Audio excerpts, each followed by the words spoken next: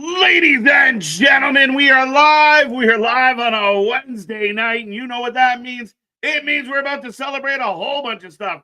5-year anniversary, new rights deals, a stacked card, and so much more, folks. We got lots to talk about, lots to get into. It's going to be a fun one. Get in that chat, click all those buttons, be a part of the show, be a part of the fun, and strap in, strap on, grab your snacks, grab your feel good. Let's go.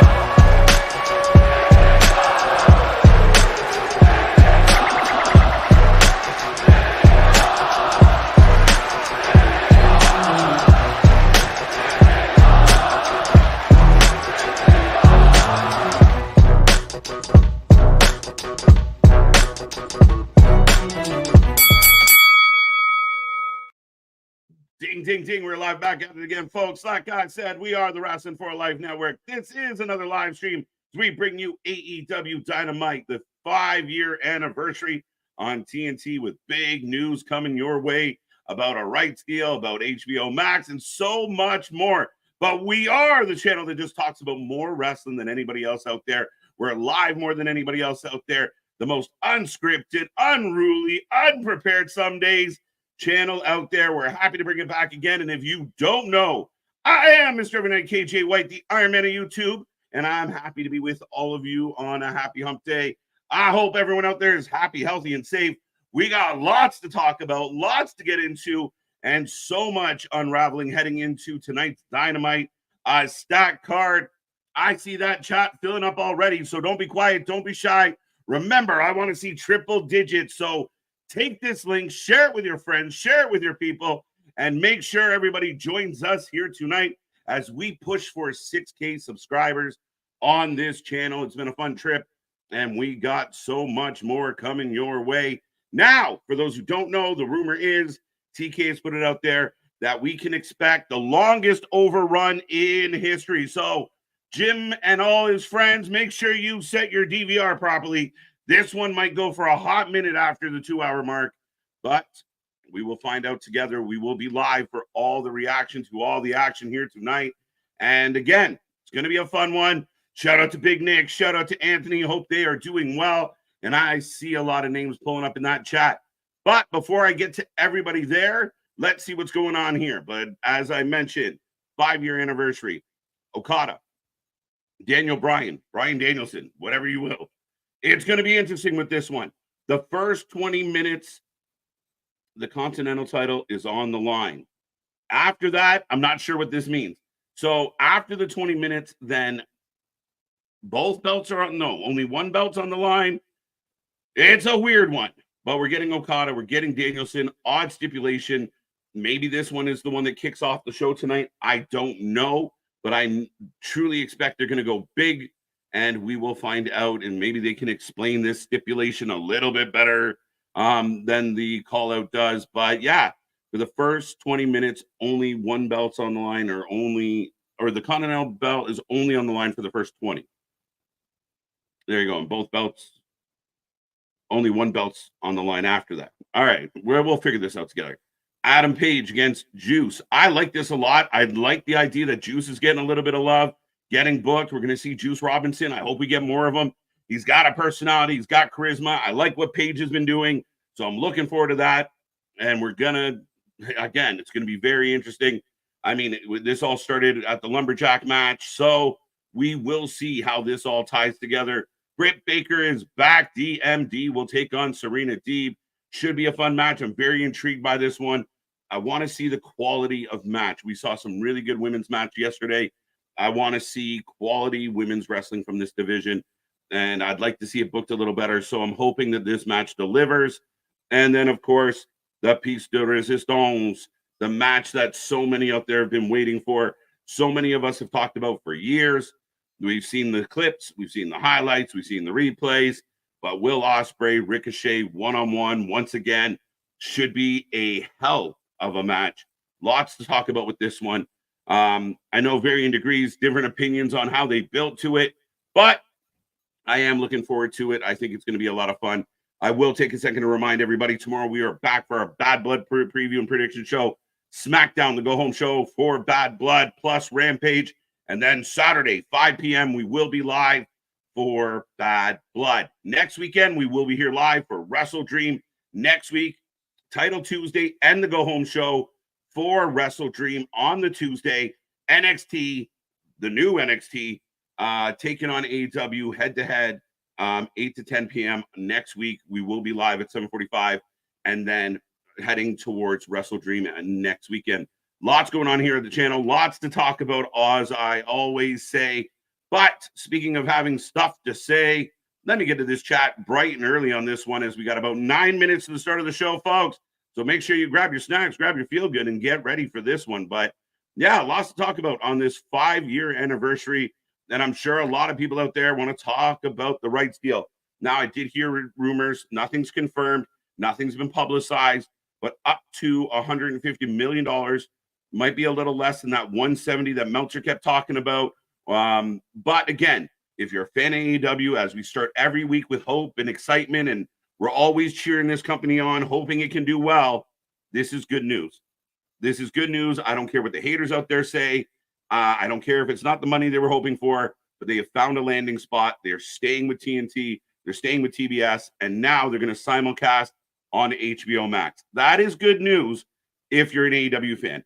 Hopefully the shows can help bring in new audience. I know having something like HBO Max involved might help with that, but the quality of the shows have to be there. So hopefully the quality of Dynamite can rise and we can see more of an audience tuning in. But without further ado, speaking of the audience, I will say hello to C Money. How you doing? How you doing? Looking forward to the first 20 minutes of Danielson versus Okada, and then not so much. I still don't get it fully. Like, I get it. I'm not dumb. I get the premise of what I just don't get why they're doing it like this. You could have made one title on the line, but if you're going to have both guys, like, I mean, the stipulation unto itself, it caves in. The idea of it caves in onto itself if you think about it. So if Danielson wins at the 22-minute mark, he doesn't win the Continental title. That's weird, right? But if Okada wins at the 22-minute mark, he wins the title. How does that even begin to make sense? I don't get why we're doing this. It is what it is. But good to see you, C Money. Rocco, welcome back. Where's Mercedes? She is terrible regardless, but she's TBS champion. Again, just let her. She's doing like a whole bunch of media, trying to be the superstar that she thinks she is. And I hate to say it, guys, the show is better without Mercedes Moné. The show has more to offer. She's counterfeit Moné, and at the end of the day, she's not bringing anything that adds to this show. I'd rather see Britt Baker. I'd rather see Serena Deeb. I'd rather see Willow, Sheeta, Mariah May, Toni Storm. The list goes on. Jamie Hayter. I'd rather see all of those names and more. By the way, still got a pay for pay-per-views on Max. Oh, okay. That's a little surprising. But good to see you, Rocco. Kevin, welcome back. Hope you were doing well. The leader of the Hopium tribe, Damien, how you doing? Looking forward to Ricochet versus Ospreay. We all are. I don't think anybody out there, I don't care if you hate AEW. I don't care if you don't like it, if you don't watch it. The idea that Ricochet and Ospreay are going to go one-on-one, this is going to be a good one. And for the traditionalist out there, might not be your cup of tea. If you like graps, you might not get a lot of graps with this one, but we're going to get a whole lot of holy shit. Wrestling Proud, welcome back. Ricochet and Ospreay about to be lit. Hopefully Ricochet doesn't fade into catering after this match. That is my concern. I'm with you, Boston. Ricochet hasn't really come in with a whole lot of hubbub. Like, being that it was such a big deal. Oh my God, we got Ricochet. Does it feel like a big deal? Like last night we saw Julia's kind of like main event debut. I know she fought Chelsea Green, but she feels like a big deal. We've seen Jacob Fatu come in, feels like a big deal. Ricochet to me hasn't felt like a big deal. Taking on Mortis didn't help him. Yeah, I hope this is insane. I hope Ricochet gets some love. Lots of talk about Lashley, lots of talk about Benjamin, lots of talk about MVP. So we'll see where that goes. But if you're going to bring in free agents, you got to treat them like they matter. You got to treat, I don't care whose ego in the back gets hurt. Like, I can't believe he's getting time. I don't care. If you're going to bring in talent like Ricochet, sorry, Jericho, sit on the bench. We just brought in a fucking ringer. And that's the way it should be. That's the way it should always be. You got to make everybody that you're bringing into your company that is special feel like they matter. This match is going to be crazy, but where does it go? Will there be a follow-up match? Will Ospreay get distracted with something and go back into some feud with the Callis family? What will take place? I hope this fight is clean. I hope there's not a lot of bullshit with it. I really hope it just plays out and it's a really good match to enjoy. I hope the booker doesn't get in the way of himself on this one. But good to see you, Boston, by the way. Richard, welcome back. Good to see you. AEW got their TV deal. That's it. That is it. So, yeah, again, it's good news, guys. If you're a fan of wrestling at all, this is a good thing because the last thing we wanted was AEW scrambling to find TV.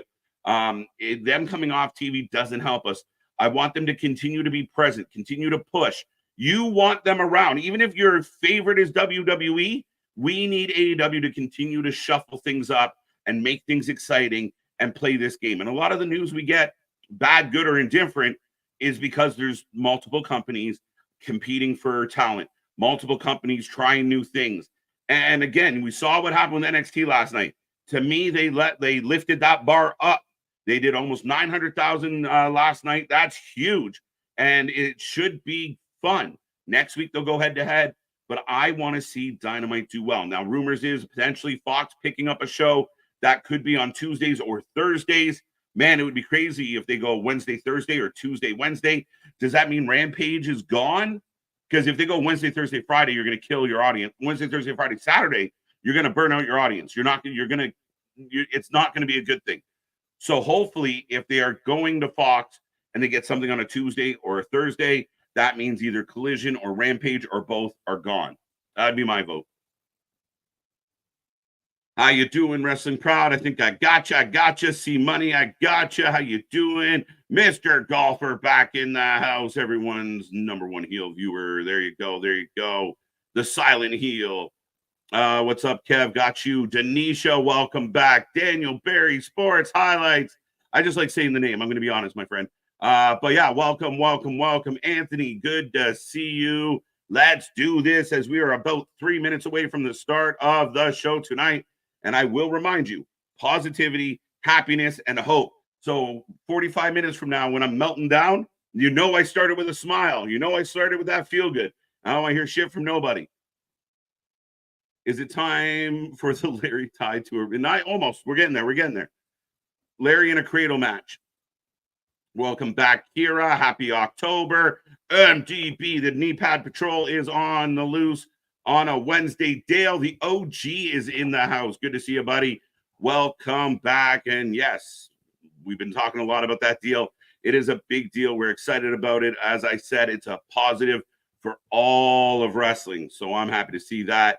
Mark, welcome. It's not hard to understand. So, Mark, you talking about the stipulation? Stipulation's stupid, and I explained why. It's not that hard to understand. It just doesn't make sense to do it. And again, it's kind of silly, and it implodes on itself. It's not the best of stipulations. And again, it's not exactly rocket science, but it is dumb. Let's be real. What's up? I see you. Let's go. Ken, welcome. David Anthony, how you doing? 316, my family, my hometown, Detroit Tigers won. Shout out to the Tigers. Let's go. Dun, dun, dun. It's actually, I got highlights of the Tigers scoring a touchdown as we speak. That's kind of funny. I'm fully prepared to hate on the show for 2 hours straight. No, that's not how we do it on Wednesdays. We start in a good mood. And hopefully they start with something good and we go from there. So positivity as we eclipse triple digits. See what happens, MDB? We're positive. The number goes up. That's not true. It goes way up when we're mad. Last night ruled. Last night was wicked. NXT, new logo, new look, new feel, new titles, new champion. A whole lot of shit happened on NXT last night that if you're a wrestling fan, it's nothing but positives. You got to be happy with it. But I am getting the warning, so I'm kicking off any minute now. No Gyms, I see you. Willie, I see you. And I'll continue to say hello as we go. But yes, 444 is back with us. Mega, I see you. Kyle Cabral, Devlin. As we are opening the show with Pac, the Bastard Combat Club. Lisa, welcome back. Robert, welcome back. Always a pleasure. AEW forever. Great for all wrestling. New TV deal on Max and Max. Now we need TNA and MLW. Let's go. I would love to see other companies get TV deals. I really would. I would be happy to be here more and cover more weekly shows. It would be wonderful, wonderful, wonderful. There's Moxley. Without AEW, yeah, we're with exactly. All right. So the BCC cutting a promo to start this one. Dennis Hodge, good to see ya. Chair, welcome back. Tony, what's up, brother? How you doing? Could be a 30-minute overrun. Tony said, expect the biggest overrun ever. So strap in and strap on for that one, folks. We ain't going anywhere anytime soon. Over under. Oh, shit. That depends on if Jericho's on the show or not. Because that's a guaranteed one. Sup, Dope Dobbs. Welcome back. Misfits, I love it. Welcome back, sir. Like that stream. Make sure you hit that thumbs up and click those little reaction buttons as they help out the algorithm and share us with the rest of the world. Neo Moxley, that's cute and funny and accurate.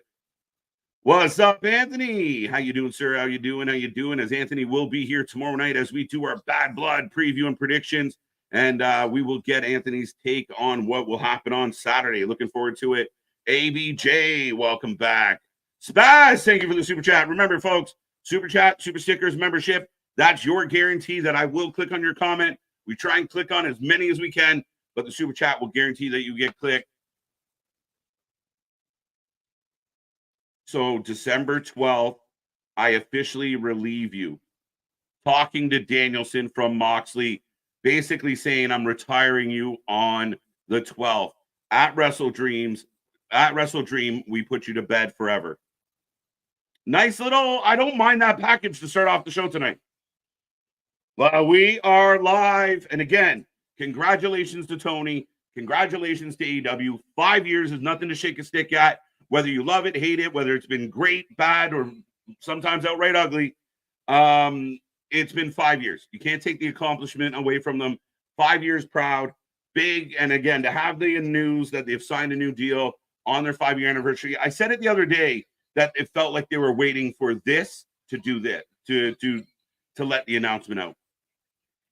What's up, Kiki Jiggy? Hope you in the chat are good tonight. I'd love you all to check out my friends and IWC legend, Jake DeMarco. YouTube countdown ended.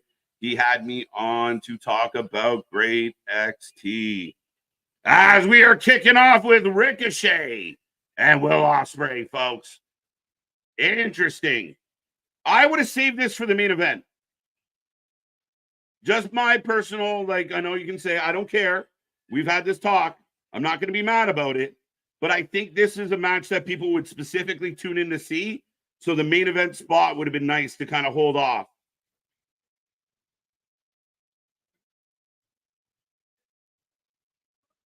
But here he comes. So get your votes in, folks. Remember, we take a prediction on every single match. We take a rating at the end of the night out of 10. We want to know how you guys feel about the show. But once again, Spaz, thank you for the super chat. And go give Spaz some love. Bash, welcome back. AJH3, welcome back. The ratings will be down tonight. Poltergeist. That's funny. AR1, do you get Shane or Bobby Lashley tonight? I have my doubts about Shane. You guys, I've been very public. I would love for Shane to do that just because it's chaos. But we got Ospreay and the Callis family in the back. I wish Ospreay could get away from this fucking shit. I wish that Callis and the family would just stay the fuck away from Will Ospreay. It is pulling him back. It's holding him back. Takeshita's great, but none of this makes sense. The fans are cheering, but you got a heel manager. It just doesn't fit. Cutting off the air. There you go. Wardlow needs to be a part of Moxley's group. I don't know if we'll ever see Wardlow in AEW again. I don't. I can't say with confidence. Dun, dun, dun, dun, dun, dun, dun. Who else is here? JV's back with us. Let's go. Scott Rizzo, always a pleasure, sir. I think I said hello to Boston as I catch up on this lovely chat. Jake, the OG Tribal Chief, is with us. Echo is with us, or Eco. Don't know how you like me saying it. Ricochet gets a match with Ospreay and still can't get a main event. I hate it here. I don't know what they're planning. So does that mean Okada Danielson's the main event? But the only reason why is this is so anticipated, so highly anticipated, I may have considered holding it off. The argument is your world champion's going to fight. The BCC opened the show. I have a feeling they're going to tie the BCC into that main event. So we'll see. We'll see. The main event should have. Yeah, I agree. And again, you want Ricochet to feel like a big fucking deal. And he feels like a guy. I want him to feel huge. Okada Danielson is main eventing. Yeah, good question. Ospreay wins. There you go. Ricochet for the win. This is going to be 1 hour draw. I hope not. Got Will for the win. I'm excited for this match. Pumped for this match. We are starting off Dynamite in a big way. This is going to be fun. My fear is, can they continue the momentum that these two men create into the rest of the show? Will Ospreay. Is anybody taking Ricochet? Rico Suave for the win. There we go. Will Ospreay. Is the crowd cheering already before they even touch? Again, good energy in the building. I love seeing it. Brandon, welcome back. I saw that at the airport. That was cute. Eric Tate's with us. I'm catching up. Jules and Casey. James, how you doing? And we are locked up. Starting with a collar and elbow. Yes, let's go. Maybe we're getting some grabs. I like it. Callis or Takeshita to cost Ospreay. Listen, if you want Callis to go, like, to be the heel that he is and mess with Ospreay, I'm good with that. Let him be the heel manager for Takeshita. Takeshita needs a push. Takeshita needs a love. But even last week, you have Fletcher who's getting cheered, Ospreay who's getting cheered up against the heel Bucks, and you have a heel manager trying to get the baby faces to cheat against the heels. Make it make sense, Tony. There you go. Full arena.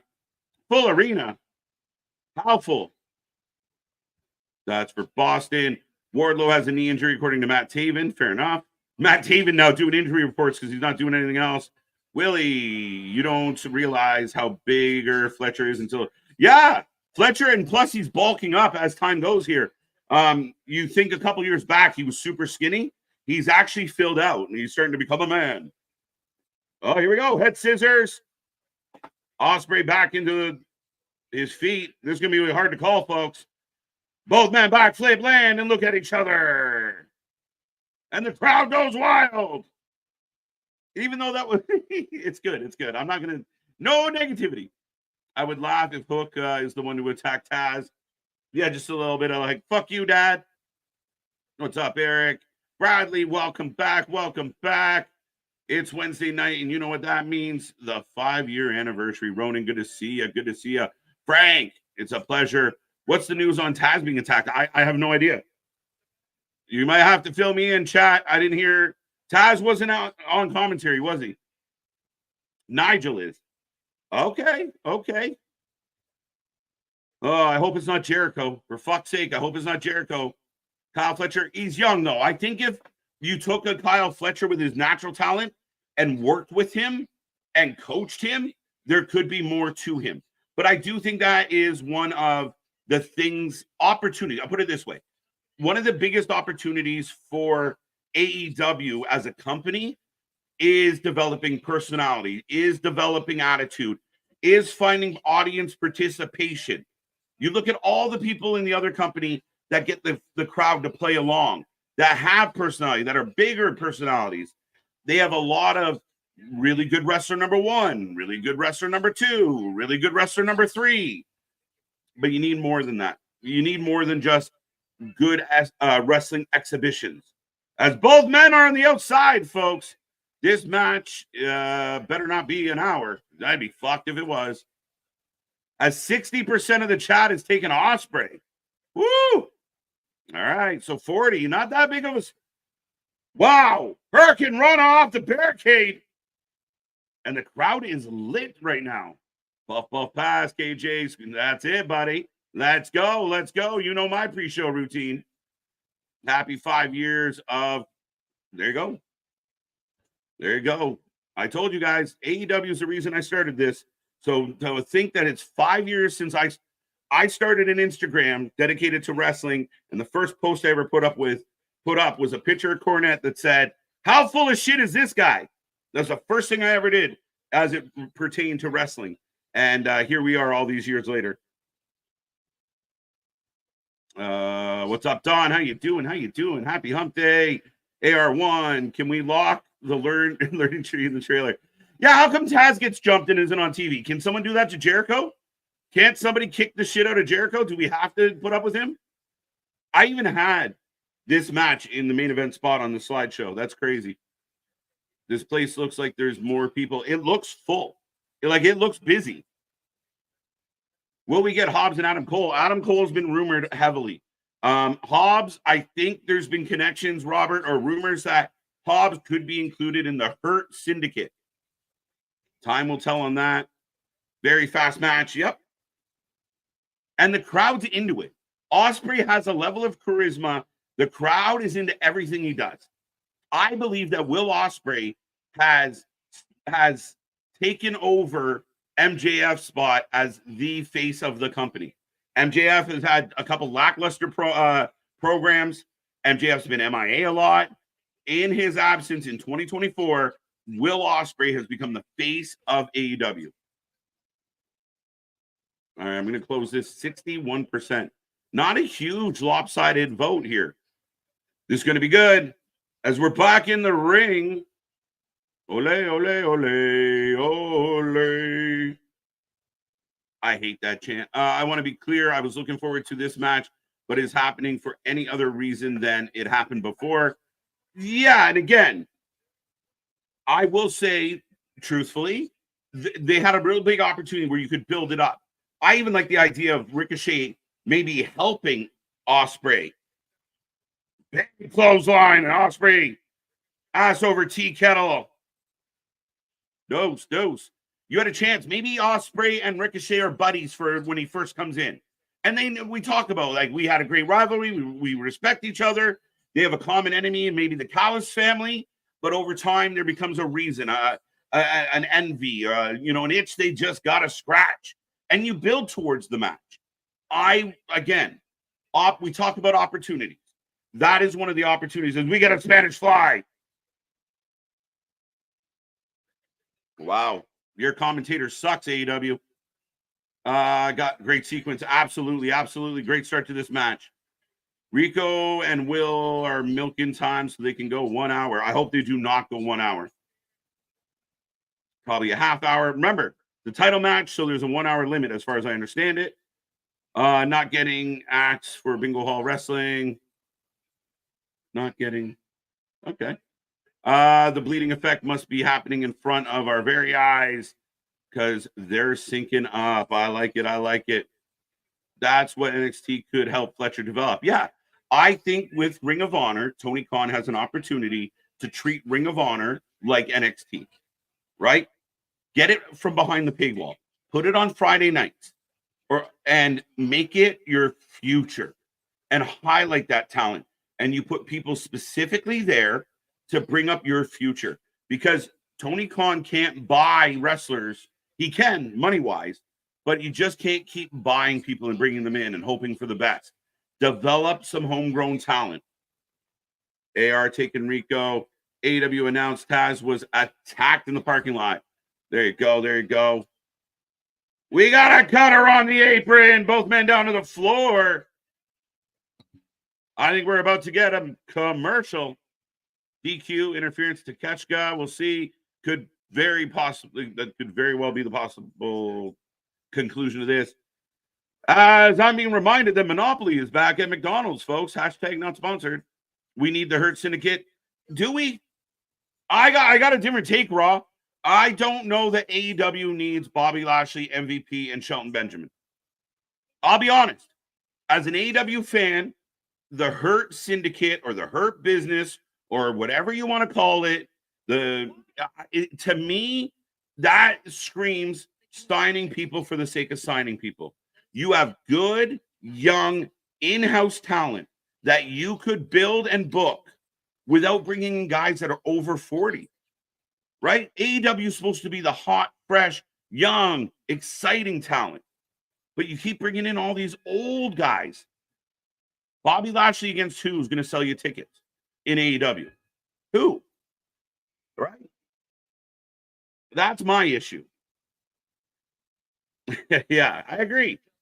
And again, that's not a negative. I'm not being negative about the idea or about AEW. I'm advocating on behalf of the AEW that I started watching 5 years ago, when they didn't want all the WWE guys. They didn't want all these veteran free agents. They're collecting a paycheck and they're not going to add a lot of value to your show. Who is Bobby Lashley going to go one-on-one with that you're excited about? What promo is Bobby Lashley going to cut? What, Bobby Lashley just find his promo skills after 15 years in other companies? They don't need him. Build from within. Use Takeshita, use Fletcher, use Wardlow, use Hobbs. You had Ricky. I don't know where the fuck he is, but free Ricky Starks. You have good, young talent on your roster. And if you're a true AEW tribalist, you have to agree with me on this one. Because I don't see the benefit of bringing in a whole bunch of guys that are over 40. Bobby Lashley, bigger than 95% of AEW's roster. Yeah. Is he going to fight fucking Jack Perry for the TNT title when Jack Perry is about the same fucking size as Bobby's leg? Shelton almost 50. I'm 47. Well, you're ahead of me, sir. But if you were stepping in the ring in AEW, I'd probably tell you it wasn't the best idea as well. But I would encourage you to take the money. Shelton Benjamin apparently signed. That's rumor, speculation. But again, Shelton Benjamin almost 50. Bobby almost 50. MVP 50. How is this helping your brand? This is the antithesis of what you said you were going to be. Now, we are on commercial break, folks, and we are rolling. I'm going to try and get to a couple more of these comments that I might have missed out on. I say this, I think the Hurt Syndicate would actually work better in TNA. I completely agree with you, right? Like you see Hammerstone and Jake Something just teamed up, big guys. You got Alexander there. You got Moose there. You got Cardona in and out. But again, storytelling-wise, overall presence, overall presentation, the catches, Kyle, nobody's going to pay as much as Tony Khan, period. And that's what it comes down to. TNA would be a great landing spot for the Hurt Syndicate, but Tony's going to give them stupid money to do stupid little. Let's be real. Ring of Honor right now was not a part of the TV deal. Who knows if it gets one or another company. I would just get rid of Rampage. Nobody gives a flying fuck about Rampage. I know guys that do nightly podcasts with AEW swag on that don't watch Rampage. Rampage has become a waste of time. We're here every Friday watching Rampage, and 9 times out of 10, we just talk about everything else but Rampage. Even though the main event of last week's Rampage was really good. It said Dynamite is from 5 p.m. equals 7:30 p.m. I don't know what you're saying. Hook probably, I would be hilarious if Hook beat up his daddy. Head scissors from the top. Osprey lands on his feet.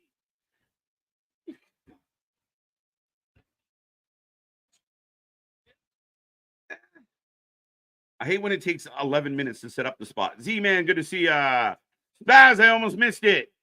40. I mean, that's a bigger house than it has been in a while. Take it as a win. 44 is good. 7,000 is better. So is Danielson going to be a double champ tonight or something? If Danielson wins in the first 20 minutes, he becomes a double champ. If he wins after the first 20 minutes, he stays a singles champ. Could you imagine if you went to a UFC fight and it was like, if you beat the guy in the first 3 rounds, you get his belt. But if you beat him in round 4 or 5, he keeps his belt. What the fuck? What the fuck? What are we doing? Wow. Backside bomb into a pile driver. And Okada versus Bryan is only happening to sell more tickets. but it's not though, Misfit. That's the thing. Okada and Bryan in 2024 is not increasing ticket sales, is not increasing the ratings. This match right here does. Yes, this match does. Okada and Bryan on paper, to me, and we'll find out tonight, that match does not excite me. I think that match is going to be slow. I think it's going to be convoluted, and I think it's going to be boring. You think I'm wrong? Hopefully they prove me wrong. But this match here, that's the match. As they chant "Fight Forever," first time we've heard that chanted in an arena since the video game came out. Very similar to the 2015 match in New Japan. Yeah. Mm-hmm. But slow, a lot of slow spots in between the big spots. But I like it. Don't get me wrong. This should have been the main event. Oh, what a reversal into a cut. I wish they'd sell just a little bit more. MVP announcement. That's probably Shelton Benjamin. Fact. Oh, over. Grabs him by the junk. Sets up the Styles Clash. Nails him. Down goes Ricochet. Dose. Good match, folks. Osprey is the face that runs the place as he hits the Styles Clash. I love it. I'm trying to hang in there, but if Richard O'Shea joins the learning tree, I'm out. Yeah, I'm with you. That's fucking gross. TV time with learning tree. See, I will have at least one meltdown tonight. That's good news. Thoughts on the cancer adding more time to Phoenix deal? Lisa, I'll come back around to that during a commercial or a quiet spot. I know Nick and I have talked a little bit about this week. Again, kind of like what I said about the Hurt Syndicate. I feel like, and I've been on the record for a long time saying this, and I haven't seen a whole lot of people say it. Recently, more people have started murmuring it. Tony Khan is more like Vince McMahon than Triple H is. Prove me wrong. People love anniversary shows. You have to. Everyone loves a party. Big close on by Ricochet. He heading up top. Only 4K in the arena, but it feels good. It feels busier. Did they put all 4K in one section? Shooting star, the 7-year itch. Dose. Meltzer's convulsing in his basement, yeah? Just spitting stars out everywhere. Tope! Takeshita is going to DQ this match. It's going to be a little disappointing, isn't it? Woo! Let's go, folks. This is awesome, Chance. And again, I always say, I can't argue if you got the fans in the building going crazy, you're doing something right. So far, saw the match, but I think Ospreay MJF was better. I think Ospreay Fletcher was better. Poison Rana no sells it and hits a hidden blade. The ref, what the fuck? Both shoulders are down. And the crowd literally went, oh, what a fucking horrible ending to that match. The crowd's booing. The crowd is upset. Yeah. Yeah. JD's taking a little while to get off that AEW train. And now he acts like, I'm the only one willing to be honest. Yeah, bullshit, bro. The crowd is fucking upset. This is fucking bad. What the fuck are we doing? We've watched men go through war, go through tables, go through chairs, and that is your ending? 20 minutes in? And they're begging for more. They want to restart the match, but then why do that spot? The crowd was pissed. They better have a plan. Oh, that's convoluted as shit. They're going to restart the match. Thank fuck. I was saying who earned bullshit ending, a fucking draw. Now both men swinging. The crowd's cheering again. All right. It was stupid to do that spot. Hello, folks. So may the blunt be with you, sir. Ooh, what the fuck? They really botched the shit out of that. Ooh. Oh, let's go. 172. Can we hit 200 here tonight? Let's go. Be a friend, tell a friend. Both men kicked each other in the face.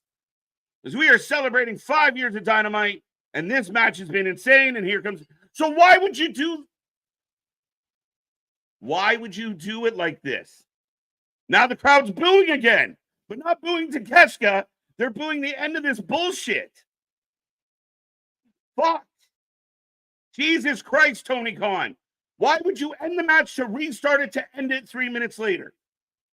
Somebody help me. Ah!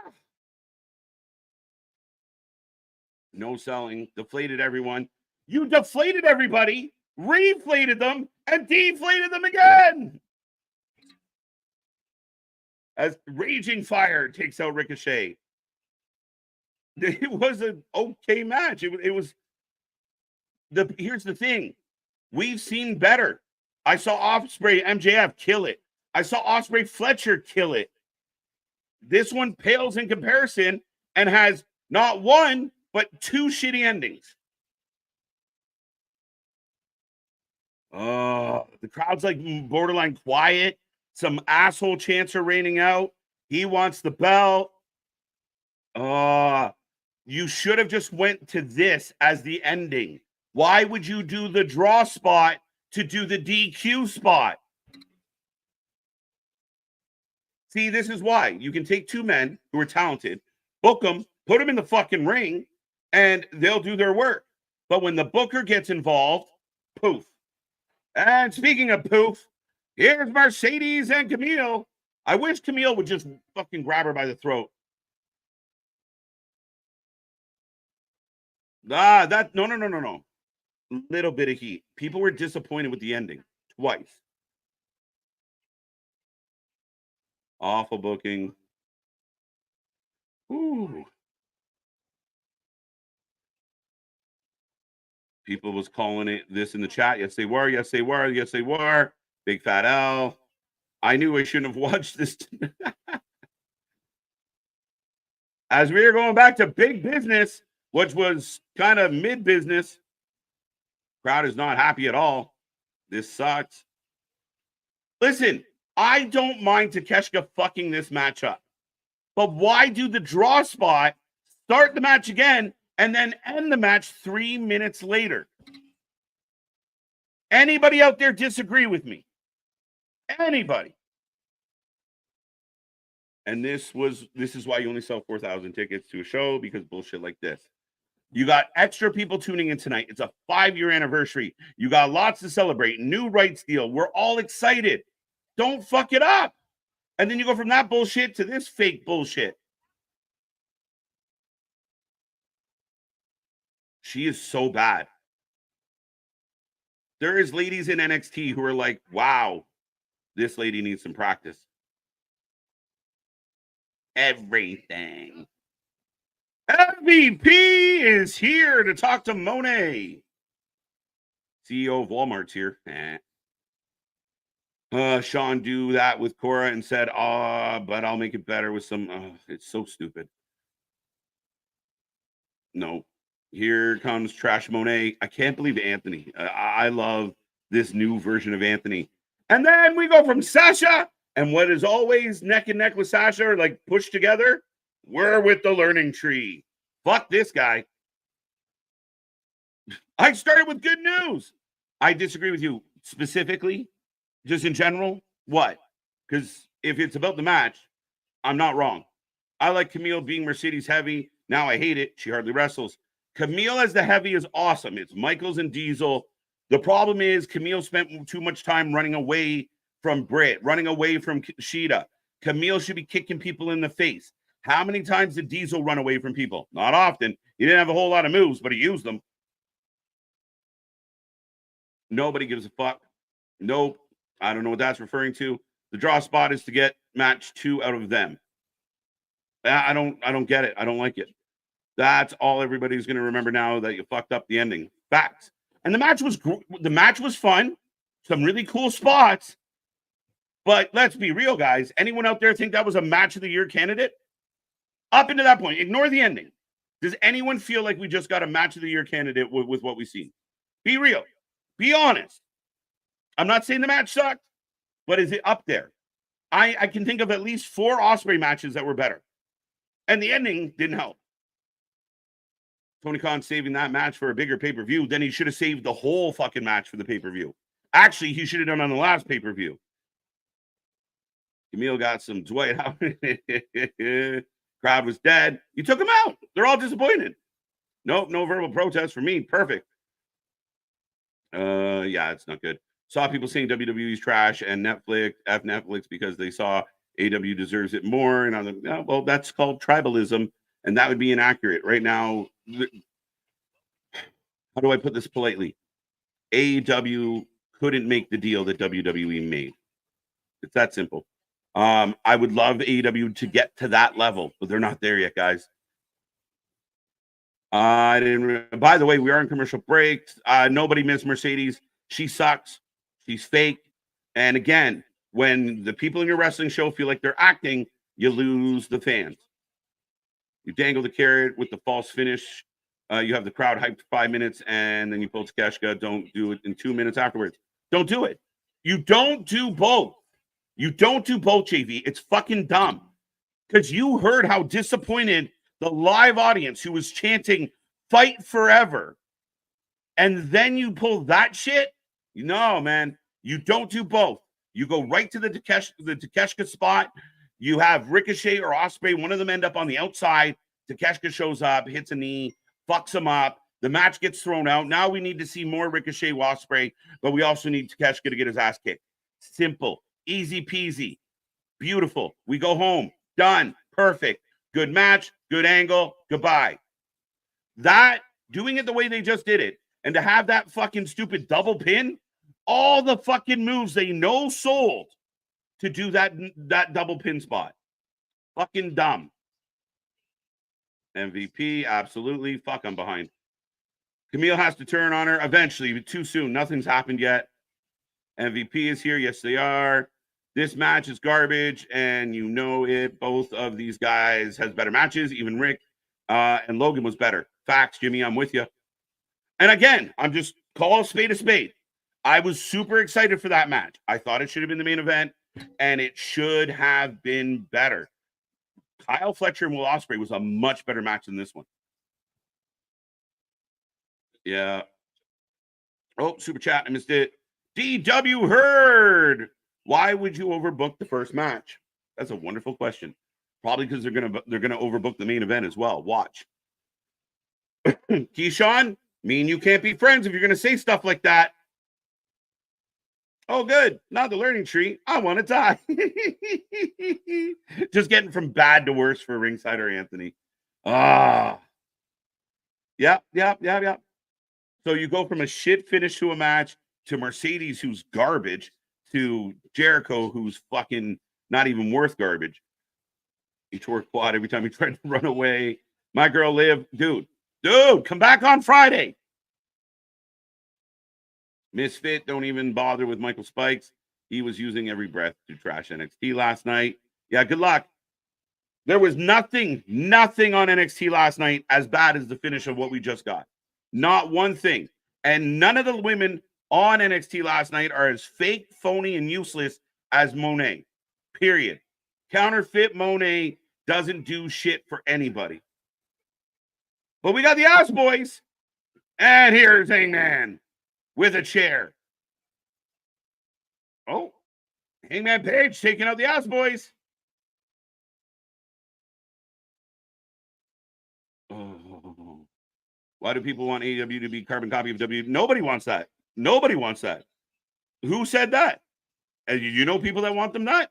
I actually want them to be the opposite, Danny. Who wants AEW to be a carbon copy of WWE? The fans who are like, use Wardlow, use Ricky Starks, use Malachi Black. Or do you want them to sign Bobby Lashley, the Hurt Business, and do exactly what they just did?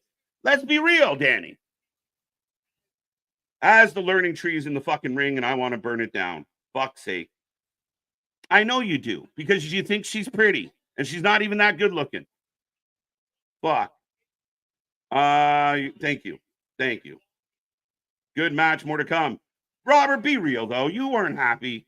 Come on, be real. The way they just did that and the way they booked that ending was shit. Be honest. It doesn't make you a bad fan. That sucked. Like it. I'm the learning tree. Another pompous, fake, acted bullshit. You know what the best thing in wrestling right now is? Punk, Drew McIntyre. Do you know why? Feels real, feels genuine, it feels realistic. This is just people acting badly. It's fucking public broadcast fucking television. It's local fucking community theater. John, if you don't hit a super chat or a super sticker, I can't promise to click you, buddy. There's about 500 comments an hour. And I will not apologize. We do our best around here. The reason all NXT weekly apps are removed from Peacock is due to the rights issue between WWE and Peacock. Fix this crap. I believe they will be moving away from Peacock sooner than later anyway, so I'm not that worried about it. TV time next. It's gross. Did my chat disappear? I didn't see it disappear.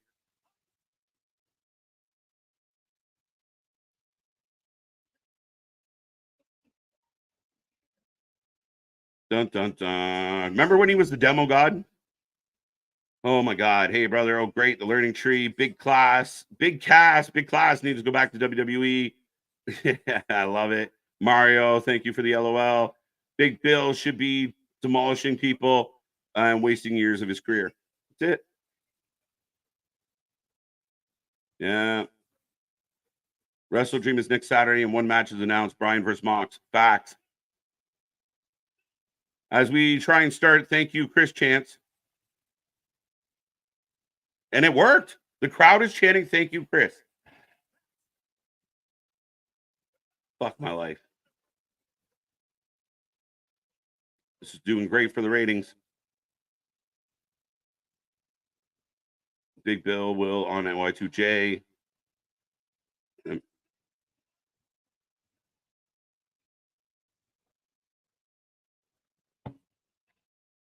He said Philadelphia. That's hilarious. I give him credit on that one. Well played, Jericho. Never thought Mercedes was that good looking. And I know guys who, she's fucking, she built like a 14-year-old boy. Who gives a shit? And she sucks. Learning Tree is awful. Parody that Jericho thinks will get over. I'm actually surprised they chanted. It makes me upset. Jericho used to be really special in AEW. Now I wish he went away. We all feel that. It's been 5 years of the same shit.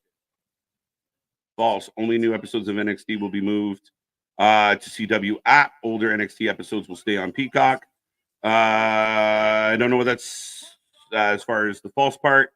But eventually Peacock will not be involved with WWE. Their contract will run out in 2025, late or early 26. Thank you. Thank you, Chris. Another new era of Jericho. Oh my fucking God. KJ, you made me spit water. I laughed so hard. It's fact. Tell me when I'm telling lies, folks. Jericho thinks he's still good because the AEW crowd keeps cheering for him. But they stopped. And then he told them to retire. Like, fucking help me. Like, I don't get why they're chanting that. This show is flying by, to be honest. So now Chris Jericho is challenging for the Ring of Honor title again. You don't have any talent in Ring of Honor. You don't have any young talent. You don't have talent that you would like to get over. But you're going to send Jericho after fucking Mark.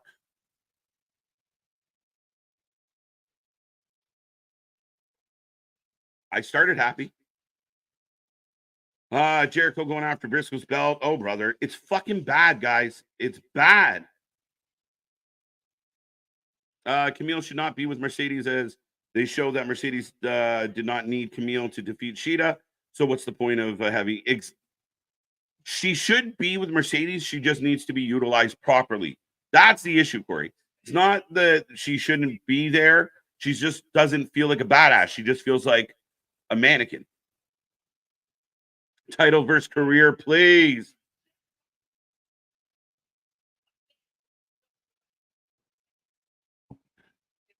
AEW's got till 9:30 to turn it around, or I'm going to watch all along. Jericho stinking up pay-per-views again. It's disgusting. There's so much. I mean, Kyle O'Reilly is right there. O'Reilly against Briscoe would be great. Keith against Briscoe would be great. Big Bill against Briscoe would be good. But Chris Jericho can't keep his fucking ass off TV. Chris Jericho has to inundate us with his midlife crisis, and he's got a billionaire puppet to let him do whatever the fuck he wants and continually fucks up my weekly show.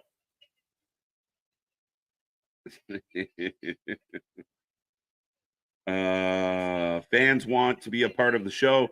That's why they chant. Well, we just don't get why they're chanting in this specific case. Chair, y'all think Briscoe ever plays with the for sure? Come on, folks. I get if they want a big name star to headline Ring of Honor to get the TV deal, but Christ, it's exactly, Robert, and they did that already, and it didn't work. Jericho didn't help them get a TV deal. Jericho going after the Ring of Honor title makes no fucking sense. None, zero, zilch, none. Jericho needs to take time off. The fans wanted this motherfucker to retire. Keep in mind, anybody out there that says, well, he's supposed to have an annoying gimmick, remember, they were chanting, please retire, and booing him before he started this gimmick. This gimmick was reactionary. It wasn't a great idea by Jericho. Jericho just thought it'd be fucking, I'll stick it to all of them, and the money mark will let me do it.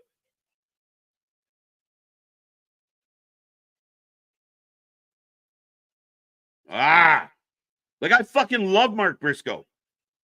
There isn't, can you out there right now, Robert, anybody out there, anybody that disagrees with my takes on AEW, can you not at least think of 20 guys that would be better off in a match at Wrestle Dream against Mark Briscoe? Quality-wise. Oh, yeah, there you go. 5-year anniversary of the show in AEW, and you got Ring of Honor build segment. What the fuck? That is fucked up.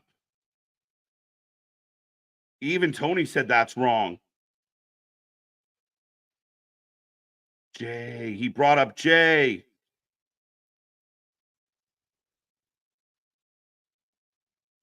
Kill him. Fucking kill him. Kill him. I want to see a murder on this channel right now. Yes, that's the answer. How fucking dare you? I don't get it. I don't get it, Boston. Fuck the Ring of Honor belt. Fuck Jericho.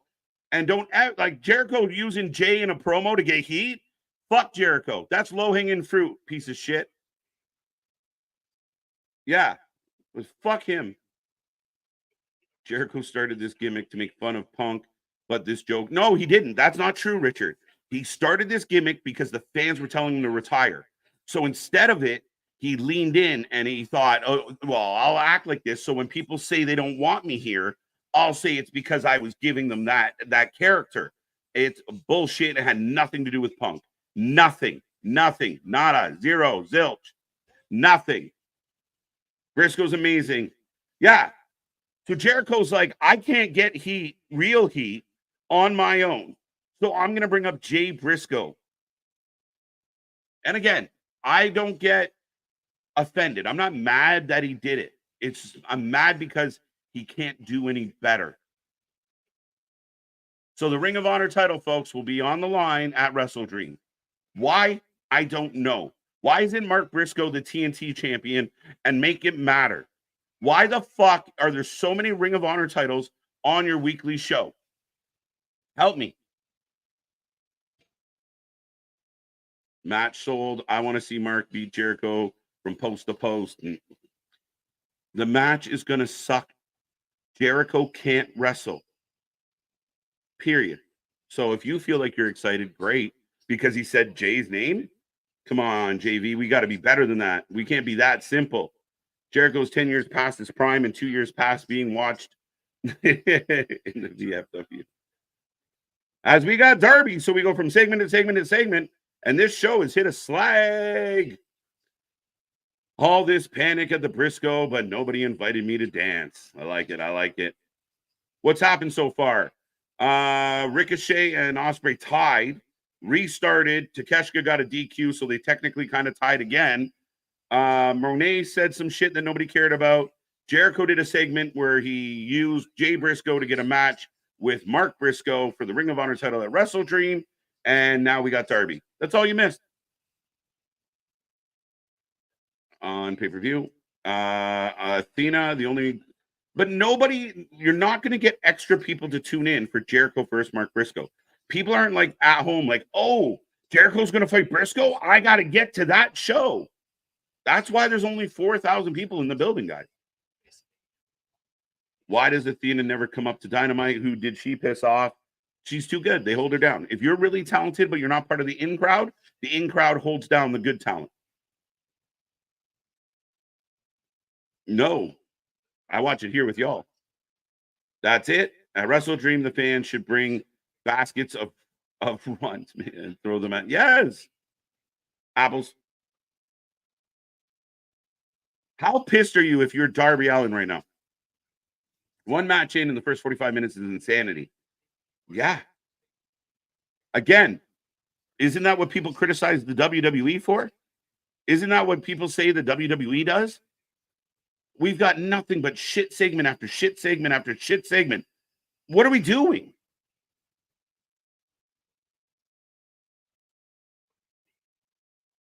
So Darby, who was supposed to fight the champion, couldn't fight the champion because the champ was injured. So injured that he fought someone else, lost his title shot, and now he's showing up in Tacoma for an open Darby challenge.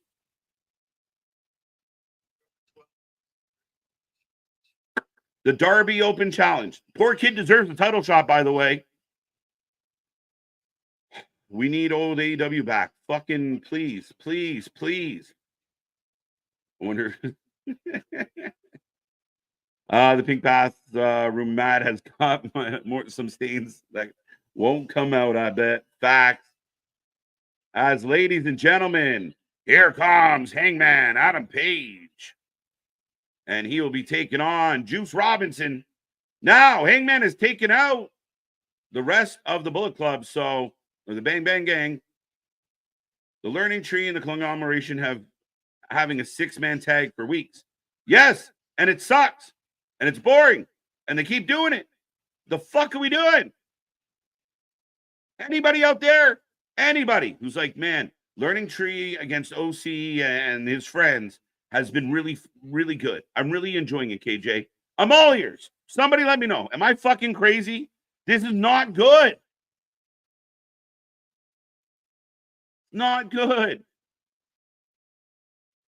Darby Open Challenge at Wrestle Dream, I guess. Poor kid, man. Again, it would have been cool. It would have been different. Somebody said earlier, people want WWE to be or they want AEW to be a carbon cop. No. Darby would have bucked the system.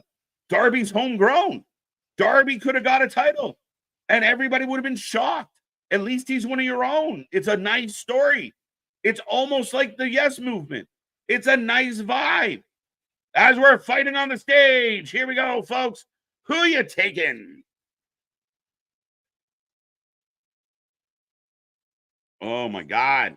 Tell me when I'm wrong, because I know I'm not.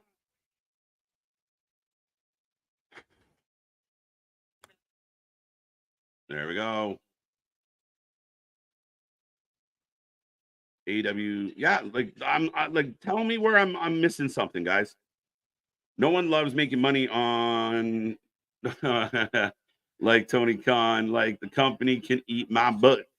Well, that's a bit aggressive, but I will appreciate the $5. This segment is so dumb. Hangman Beige. Hangman, I'll give credit. I mean, this might just be the way it is right now, but over the last while, Hangman's been one of the more interesting people on this entire fucking show. That Hangman Jeff Jarrett match was done dirty. Jeff Jarrett got done dirty. Darby's got done dirty. Man, all the people that we get excited about, the people that will make me buy a ticket to show up to your shows are getting fucked and pushed down and not used. Fuck. Same promo for Darby. Darby, like, Darby would say, listen, Tony Khan, can I have a title match or I quit this fucking company? It's bullshit. Briscoe versus Fletcher for the Ring of Honor World title should be the match, in opinion. Brian, I would take it. Brian, you're not wrong. Brian, again, I can think of at least 20 guys that deserve the time Jericho's getting. You're going to watch Wardlow, Ricky Starks, and a list of other guys, Malachi Black, Buddy Murphy eventually. You're going to watch a fucking train of AEW talent wander off to your fucking competitor in their prime because you'd rather give Jericho TV time than them. Fuck. Put a belt on Hangman. That'd be nice. And Hangman's deserved it. I've been critical of some of the Hangman stuff, but Hangman's been one of the most interesting guys in this company. I just won tickets from a local radio for the October 26th collision. Awesome, pal. Remember, you bring a sign, you get it on TV. I'll send you a t-shirt. Hangnail for the W. What's the chat saying? 87%. As we are up in the stairs, apparently this is a no count out, no DQ. Fuck it. Let's do whatever we want match. 86% is going for Hangman. So is this match over? No, Aubrey's in the stairs saying get back to the ring. Hey, Aubrey, stand in the ring and count to 10. Fucking stupid. Man, I showed up for a celebration tonight. 5 years of this shit. 5 years to be happy. New rights deal. All I wanted to do was cheer, laugh, and giggle with y'all. I spent the last 45 minutes pissed off. The fuck are we doing?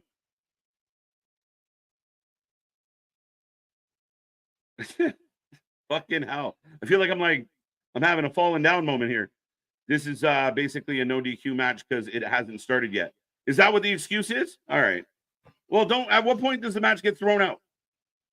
You can just get to walk around and beat the shit out of each other for 20 minutes because the bell hasn't gone yet? Make it make sense. Probably going to be Darby versus Strickland. They are both from Washington. Okay. Now, as far as I understand it, we won't see Swerve for a while. Oh, and the match starts. That's fucking dumb. The arena worker needs to get up the stairs. Why is she outside the ring in the crowd? Come on. I know she likes to be a part of it, but do your job and count on. My sentiments exactly. I love it. NXT versus AEW title Tuesday for next week. Lisa, I know, and we will be here live. Myself, Big Nick. It's going to be a fun one. And again, you know all the chatter that's going to happen, and I can't wait. I love the chaos. I love the banner. I love watching the IWC melt down around itself. That's why we are the Wrestling Utopia, and we are one of the only places where you get an unbiased, straight from the hip, no bullshit opinion. Love it or hate it, we're gonna give it to you. No, we're back to a regular match now. So you have basically a no DQ match for 10 minutes. Get in the ring, ding ding, and now have a regular match. The fuck? Just throw the match out and let them brawl. Dynamite next week at 9 p.m. Oh, it's going live at 9 p.m., Bradley. Is that true? Holy shit. Why would they do that? Ooh, that's a chicken shit move.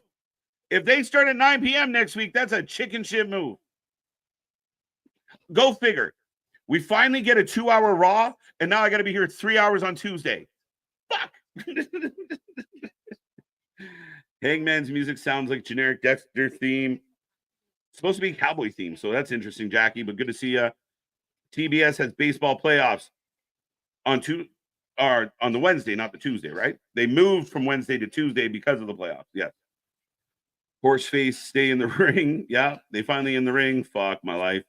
Injuries from the Ring of Honor tapings. Lady Frost botches an inverted black arrow and landed on her opponent's head and neck. Match stop. Sammy messed up a top rope cutter.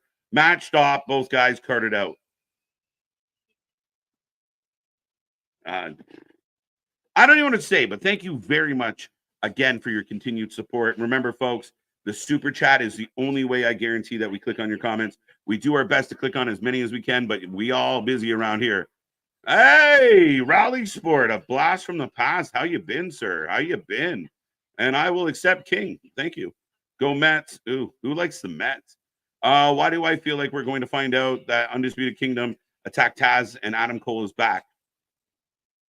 Why would Adam Cole be tied to? Help me understand, Mark. That's a weird feeling, but I don't know how we would connect those dots. Why would Cole want to beat up Taz? The one advantage AEW Dynamite has over NXT next week, no sexy red. Facts, Just Joe. Listen, that is not a good decision. I don't know why she's coming back. I don't know why she's famous. If anyone out there listens to her music, what the fuck is wrong with you? In all due respect, I don't know what level of IQ you have to get down to appreciate her music. I don't get it. I don't get why she's famous and other people aren't, like me. I don't get it. Happy 25th birthday to my favorite AEW superstar, Sky Blue. Well, Christopher, I'm sure she appreciates it. Let's go Mets. Ooh, who likes the Blue Jays? Nobody. Tony gets some control on your company. We shouldn't be having people getting hurt all the time. Training, proper teaching, proper skills. It means a lot. Carl, sub KJ, Brian Keith, face as Apple, remind me of Gumby on Saturday Night Live. I like it. That's funny as shit. AEW has turned Juice into an average wrestler. Juice is great. Juice is another example of a guy that if you book him right, because he is different, he is not like a cookie cutter. He's got a personality, he's got charisma, and you amplify that, he sells tickets. He makes people tune in. You want to see what Juice is up to, right? If you did it right, you'd have, you could genuinely get people interested in Juice in a way they haven't been since a Bronco chase. Like, honestly, there is a way to get Juice over. He has natural talent. Use it. What segment would you rather watch? Sexy Red or The Learning Tree? Ooh. Rude. Fuck.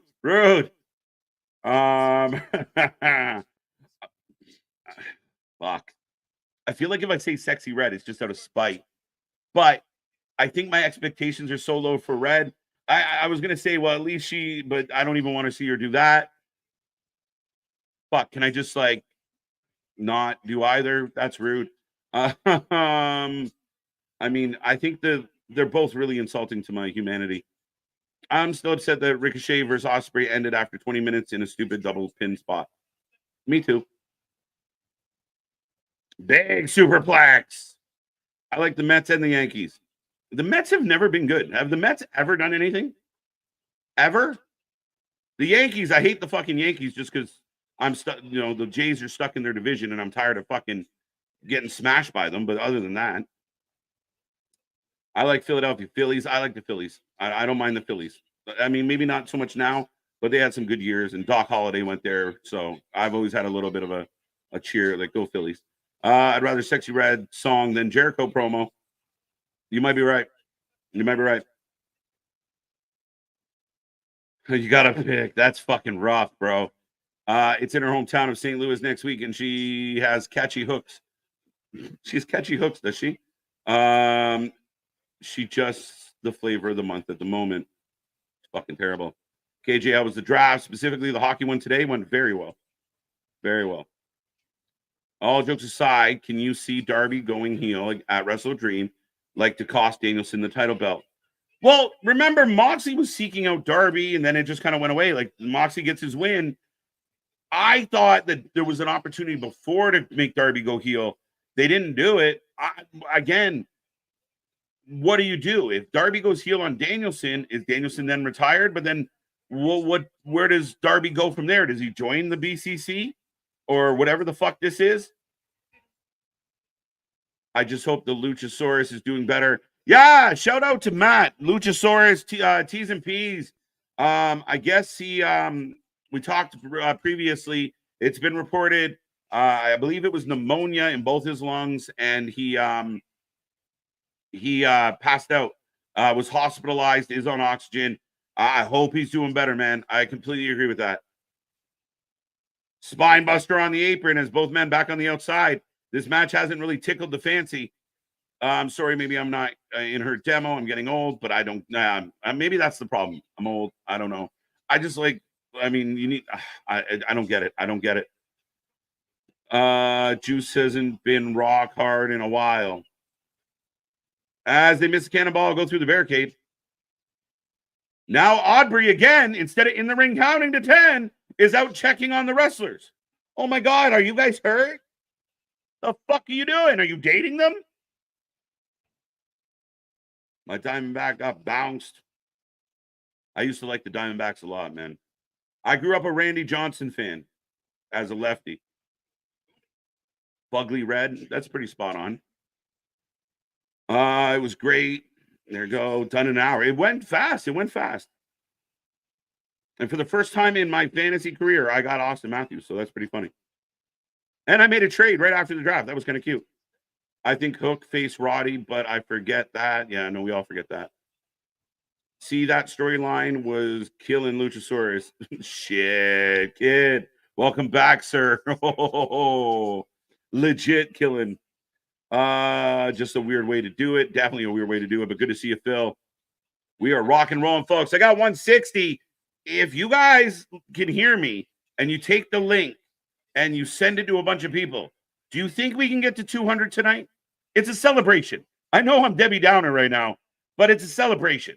You think we get to 200 tonight? Let's try it. I like Jays. It's like a Toronto sports tradition to underachieve. So, diehard Blue Jays fan. I got to experience a couple World Series as a kid. Yeah, I mean, they got all the parts. They just, even last year, one of the most epic comebacks ever at the expense of the Jays. It's fucking hilarious. MDB, I'm not clicking on yours about Sexy Red, but I agree full-heartedly. Oh, kick out. Is there a kayfabe reason a referee should ever leave the ring? Yeah, I mean, again, I think if there's a legitimate concern or you want to sell, like we saw it with Braun and Bronson, right? Is they went through the railing, they fucking collapsed on fans, and the ref was, that's out of the norm, so the ref goes over. Page setting up the dead eye, Juice reverses. So that, and then it gives an excuse that the ref's not there to make the count. Was that a low blow? Aubrey was staring at him. Buckshot. Was that a low blow right in front of Aubrey? I say nay. And we continue to fuck up finishes in AEW. Oh, well. Adam Page picks up the win in an okay match. Not a bad match. Best match so far. It's everything surrounding the match in AEW that kills me. That's it. Like, I mean, when you have enough talent to put them in the ring, the talent will do their job. But anytime the booker steps in, that's where the show goes awry. That's what goes it's fuckery, right? It's all the angles that they try and do, and the people that are trying to do outside of between bell to bell, that it goes fucking nuts. Like nobody knows what to do. Now Hangman got a belt. And we got some so Hangman using his belt to choke Juice and legit hanging him. Oh, the Bird Killer. Still one of the best sports clips ever. Jay White is back. Jay White is back. Jay White Hangman, folks. As we get, wait, where is he? He's behind him. Let's go. Jay White is back. Cousin Jay, it's good to see you, my guy. Jay White all over Page. The crowd's popping. Yes, this I like. Jay White has returned. Saving Juice Robinson. Adam Page running off. And Switchblade Jay White has come back. It's cool. Now he's in the now they're in the crowd fighting. There's a table there. Gratuitously. Big chops. Yes. Jay White looking like a badass. Poke in the eyes. Love it. There you go. And spear through the table. Hangman has to low blow to beat. Yeah, apparently. Why is this match so long? I don't care. Jay White's back. Let's fucking go. I'm with you, bro. Jay White in the house. Good to see my British cousin Jay return. And another guy that could bring a lot to the table. He's a face. As of right now, he's a face. And Hangman has been taken out, folks. I hope not. I hope not. I hope not, Richard. Make Jay White a face. Jay White can be a top guy, a main event guy. Juice. People want to cheer for those guys. So let the fans cheer. And I'm good with that. I'm good with that. Jay White, Page, works for me. Works for me, brother. I'm all for it. I'm okay with what just happened. The only, again, you want to see a little bit of criticism as far as what I would have done differently? If I knew that Jay White and Page were going to fight in the crowd and go through a table, there is no way in the fucking world that Juice and Hangman would have been up in the crowd fighting. Do you see what I mean? You get to the match, you keep it short, you have your match, you have your angle. But you don't do an in the crowd fight and then have an in the crowd fight at before and after the match. Again, sounds like criticism, but it's good observation. As Shibata interrupts Jack Perry. Yes. So for no reason, out of left field, Shibata, Jack Perry, Wrestle Dream. So we're just throwing matches at Wrestle Dream. No planning, no angle, no booking, just fucking throw matches at it. See what sticks. One of my favorites. One of my faves. I'm with you, Damien. I'm pumped. I'm happy. On the positive note, this is my favorite part of the show so far. Jay White returning to take out Adam Page in the manner that he did. That's good for business. That is good news. As we are going to a highlight from 2019 when Moxley took on Hangman. Oh, the infamous glass coffee table spot. Hangman will learn to breathe with the switchblade. Oh, still to come. Danielson and Okada must be the main event tonight. So maybe that's why it's going to be a long overrun tonight, because the match could be anywhere from 20 minutes to an hour. There's another match. So we got 3 matches for Wrestle Dream. Ladies and gentlemen, we are on a commercial break. I still see about 149 hanging out with us tonight. It's been a fun one. Again, we're celebrating as much as we can. We still have our or let's be called what it is. Fuck Dave Meltzer t-shirts. They are on sale. Go help us with the anti-Dave sentiment, and you can help people learn to read good. So go get your merch. We got more merch coming your way. We're about to add zip-up hoodies to our stock, and we have another idea that Mr. Nick threw my way that I think we're going to pop out sooner than later. So stay tuned. If you haven't checked out our store, we got logos of all colors. We got our Netflix Wrestling and Chill shirts. I almost copyright infringed. And then again, you can get your wonderful Fuck Meltzer t-shirts and support a cause. But with all that being said, I will remind everyone, tomorrow, 8 p.m., we are live. We will be here for the Bad Blood preview and predictions. Friday, we'll be here for SmackDown and Rampage. Saturday, 5 p.m. 5 p.m. Saturday, we will be here live for Bad Blood. It's going to be an insane show. We're looking forward to it. Hell in a Cell, the tag match that everybody's talking about with Roman Cody taking on the Bloodline. Of course, we got more than that coming your way. And as we head towards Wrestle Dream, we got more. Bound for Glory's coming. Halloween Havoc's coming. Survivor Series is on the horizon. And before you know it, we'll be back into WrestleMania season heading towards Royal Rumble. Folks, we are the channel that watches more live wrestling than anybody else out there. So be a friend, tell a friend, join us, help us get to 6K and beyond. But for all those that can hear my voice right now, thank you for stopping by. Thank you for making us a part of your hump day. And again, Friday Junior tomorrow, the weekend is that close, and we're going to have a whole lot of fun. BFG, BFG, BFG. That's my nickname for Nick, by the way. Big fucking guy. Big fucking guy.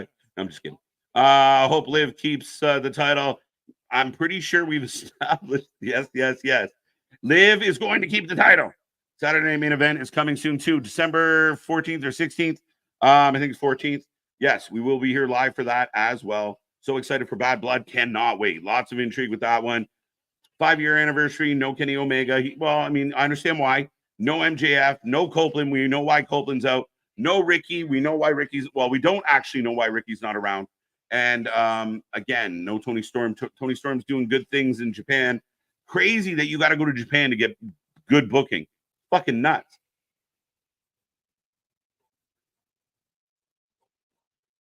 Woo! Jack Perry only one in the elite that should act like Bucks and Okada, but does act like Bucks and Okada do, but doesn't.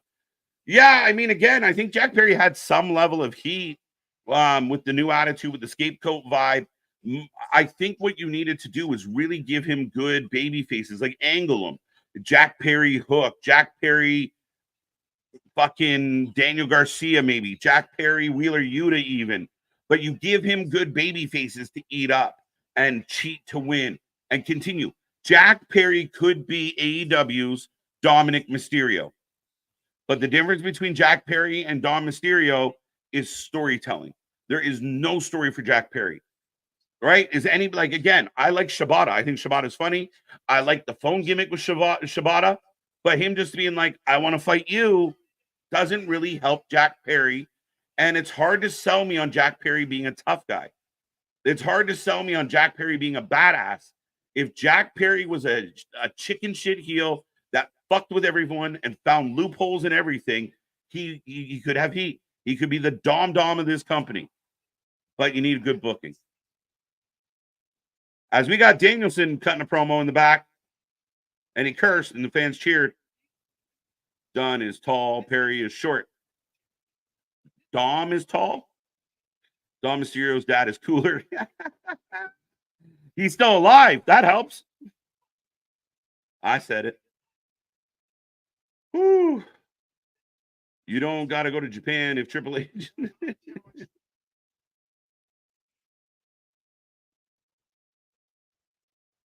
He broke his arm one of the last times he faced Okada. I do remember that happening.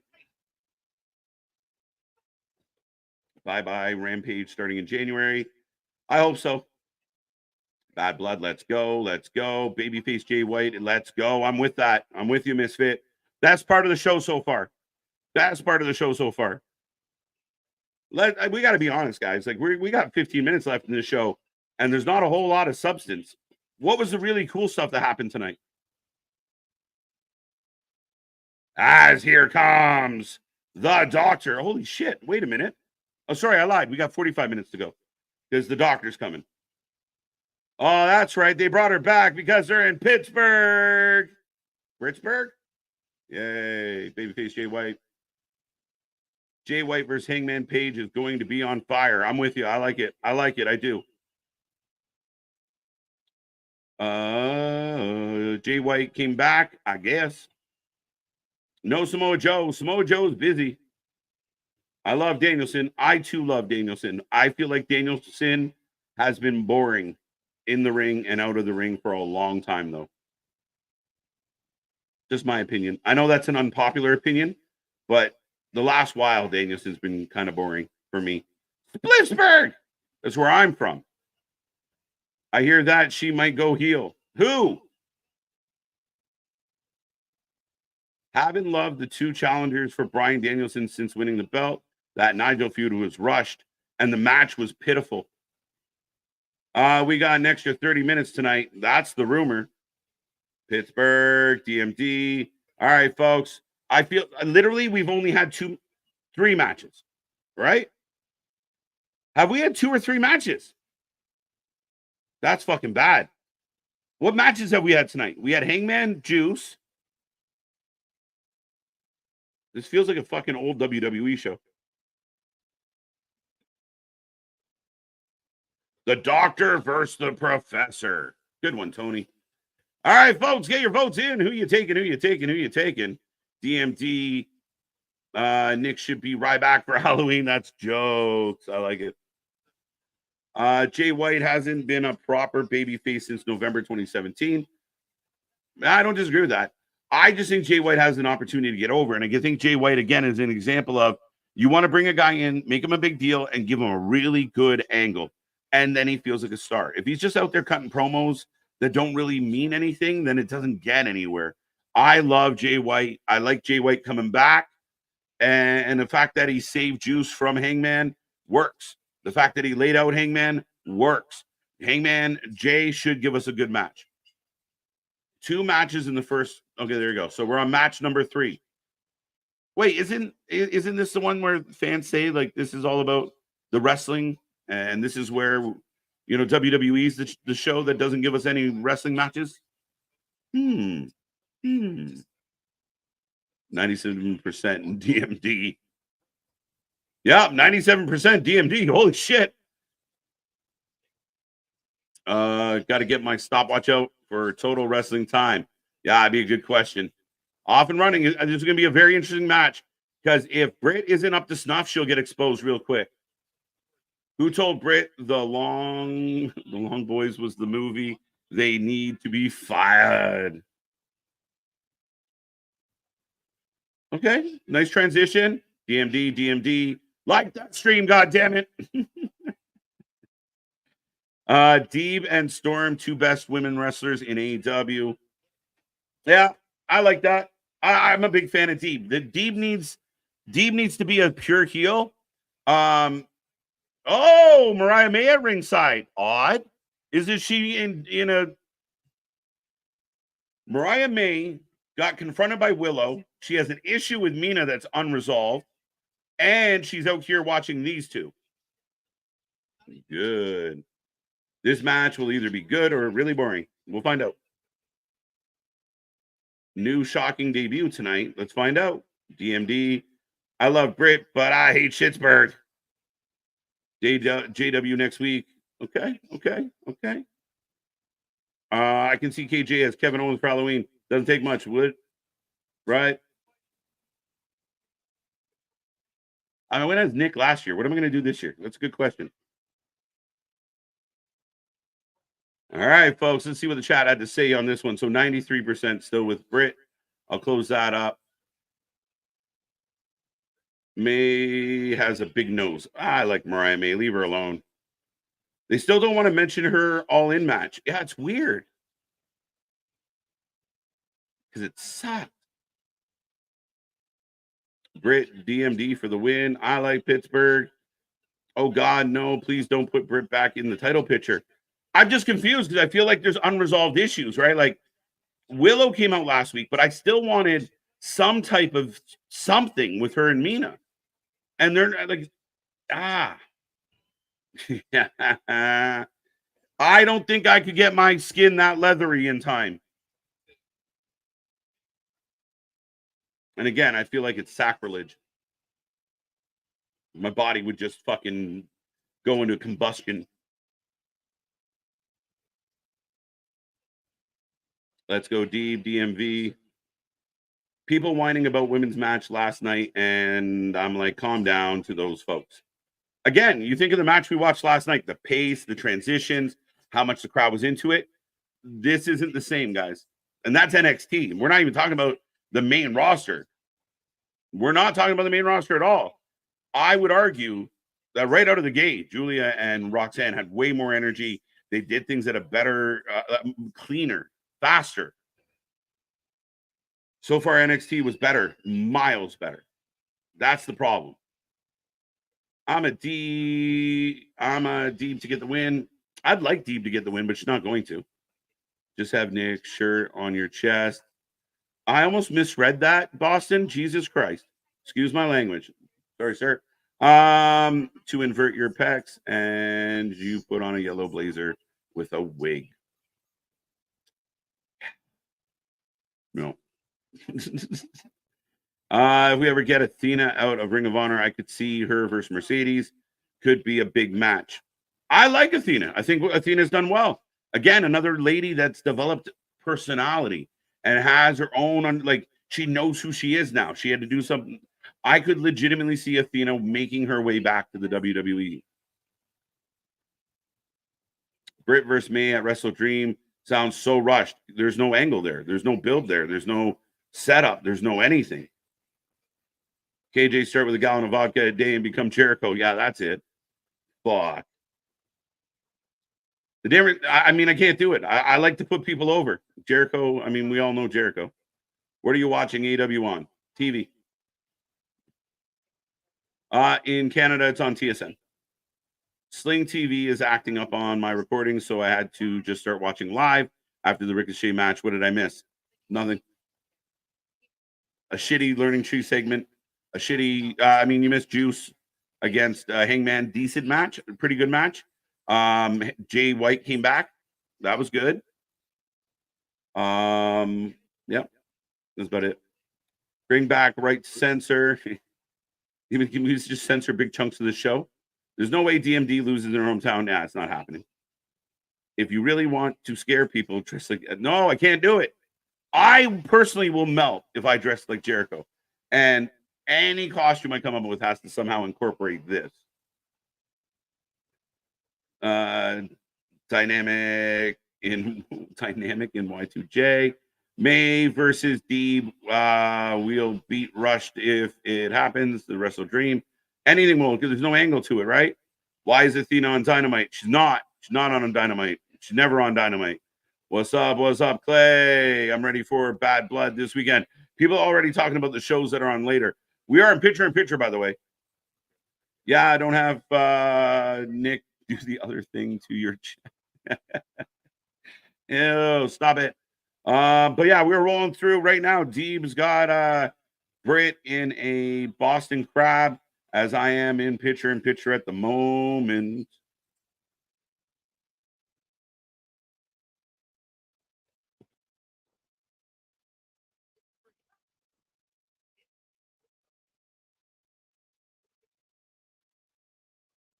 As we're getting a commercial for HBO right now.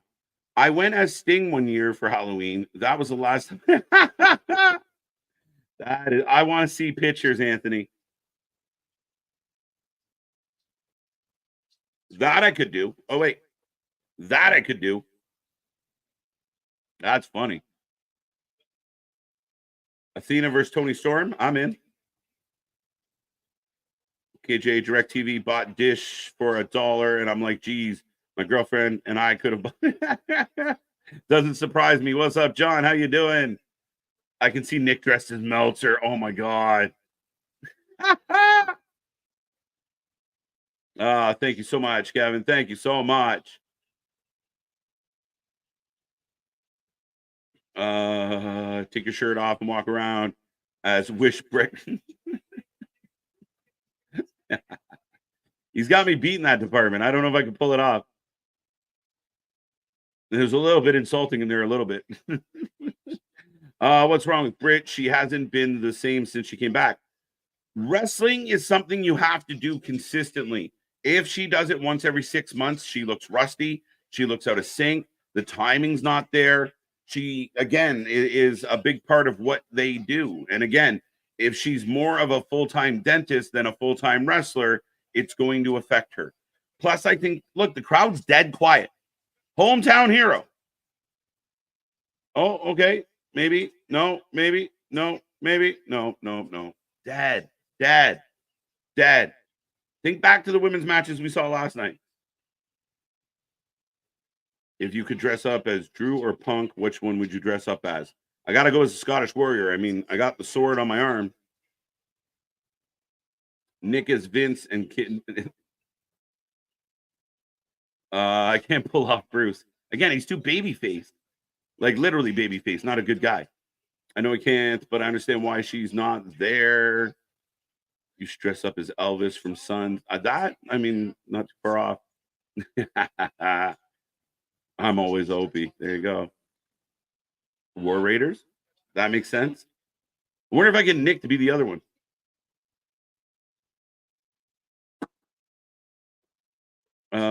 Britt is better.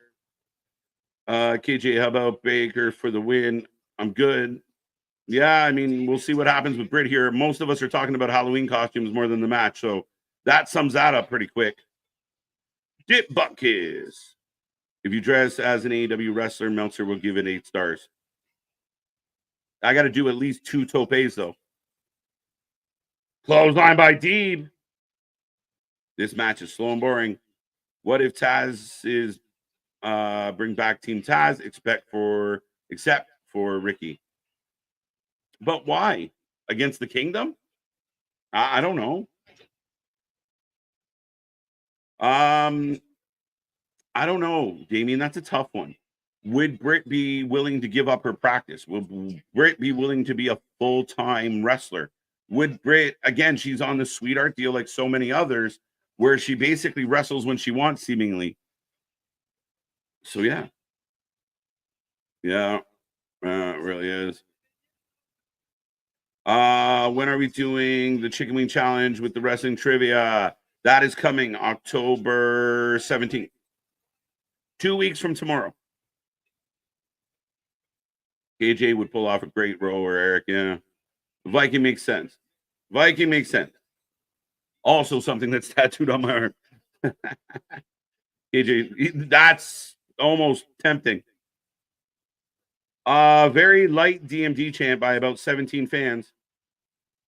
Sammy Sound be an NXT mid-carder. I think that sentence was missaid. Nick should dress up as Max the Impaler. Holy shit. Oh, that looked painful. White noise from the second rope. Yes. Actually, yes. That's right. Taz got jumped. You think this match is great for a 4-4? Okay. I think it's okay. I feel like it's very slow, and nobody in the chat's even talking about it. The crowd's not cheering. I don't know what's. I struggle to see greatness. Maybe it's because we're like on a different standard, but like I mean that was a good AEW women's match, but overall it was relatively boring. My opinion. I'm not disagreeing with you, sir. Well, I am, but I'm not saying you can't feel the way you do.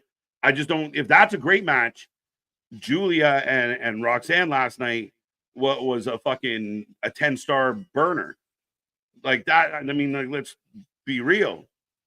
It was really slow. It was quiet. The crowd wasn't into it. The chat wasn't into it. It wasn't bad. It wasn't great. I like KJ. The last time I dressed up for Halloween, I was Pooh and my boss was Piglet. That's fucking adorable. As deep. Who's coming out? Queen Aminata.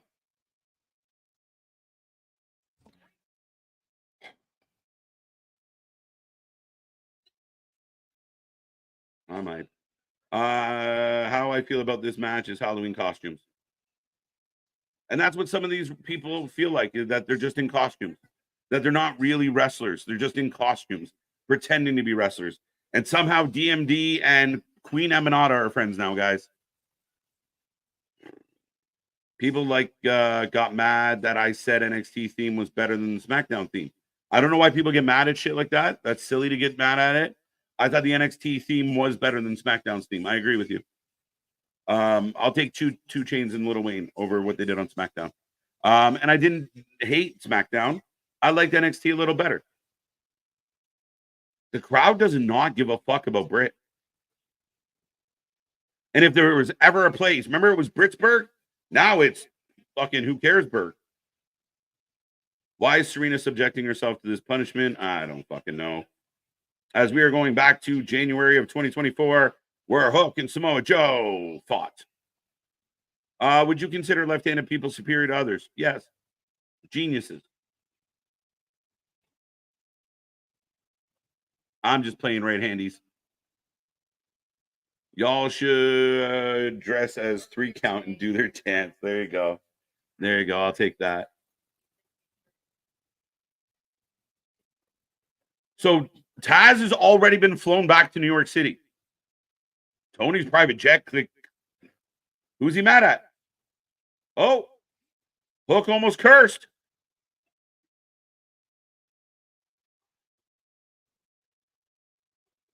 All right, fired up Hook. I'm okay with that. Byron, they're going to save Raw's new look for, yes, they are. Yes.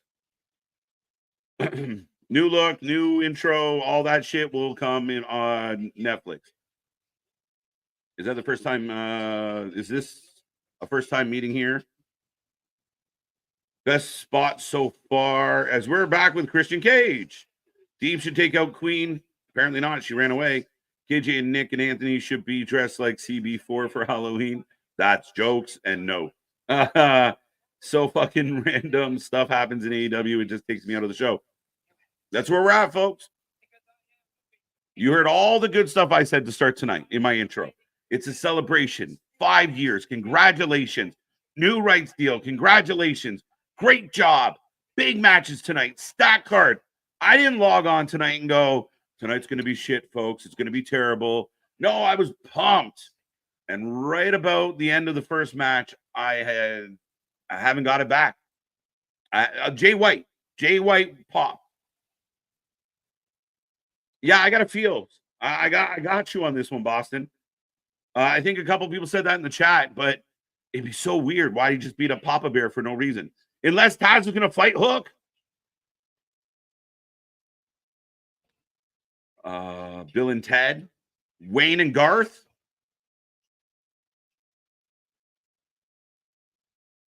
Taz got attacked storyline, yes. And not only did he get attacked, he got put on a plane right away. He's already back in New York, according to Renee. I am Jay-Z. I don't know what that means, but okay. Deeb should take out Queen. Got that one.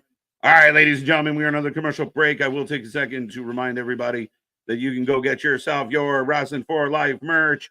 We got new stuff coming your way, but we already have some new stuff out there. Don't forget the Brunch with the Boys 2024 limited edition t-shirt. It's going away soon. It has a list of all the Brunch with the Boys we've done in 2024, and next year we will have a new one. Each year there'll be another edition.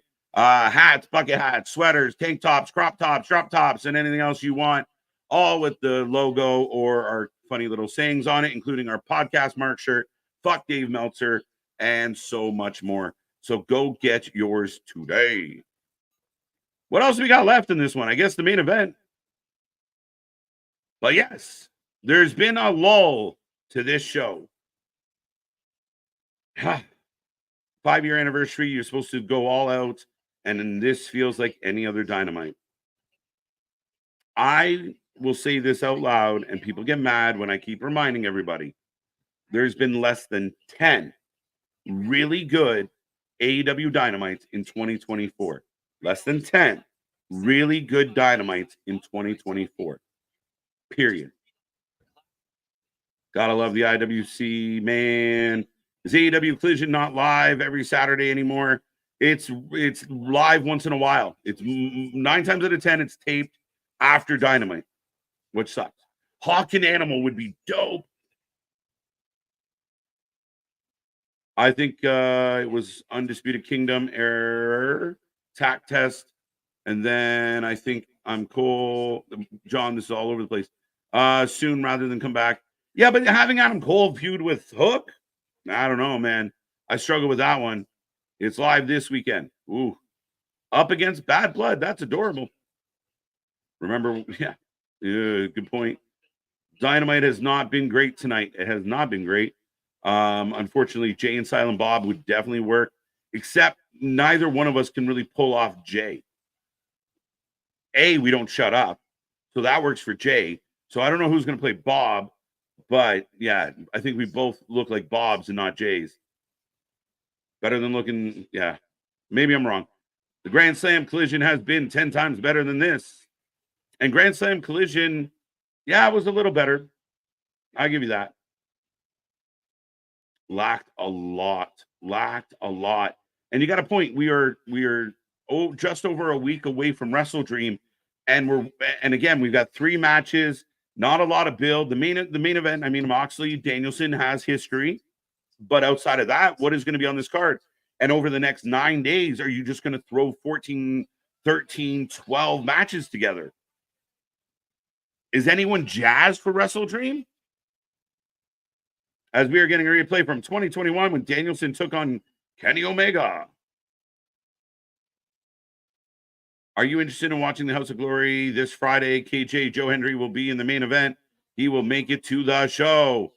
Yeah, excited for it, Damian. We will be live with SmackDown and other things, so we'll do our best. But yeah, we're always excited for House of Glory. I wish these smaller companies like TNA, House of Glory, fucking you name it, even GCW, stop doing Friday night shows. Like, stop doing Friday night pay-per-views. You're killing your numbers. You got to find spots where you have a little more real estate, a little more freedom. You put a House of Glory show on a Friday, and people aren't, so many potential fans are watching the big shows. Oh, Willow's back. So Willow and Mariah May are arguing.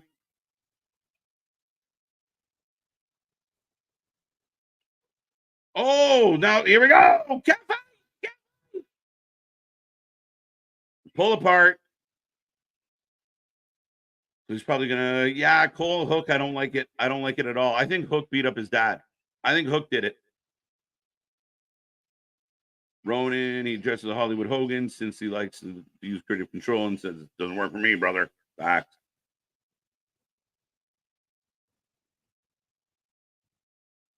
What the fuck? We got a tag team match next. Why is this happening in my life right now? I can't be jazzed for an event named Wrestle Dream. So Private Party's coming out. I didn't even have this on my docket, folks. What is this?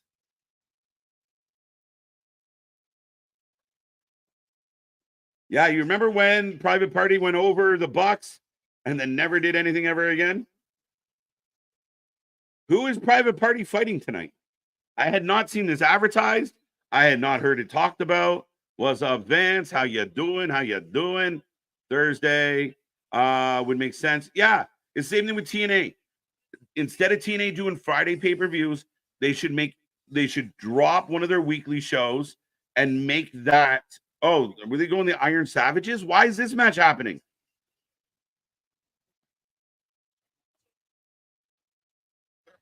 Why is this happening? Yeah. She farted in the ring, went flat. Wait, what? Is that Adam Pearce in AEW? No. 30-plus minute overrun tonight. So you give us a 30-plus minute overrun. Okay, fine. So you don't start your main event till the fucking end of the hour?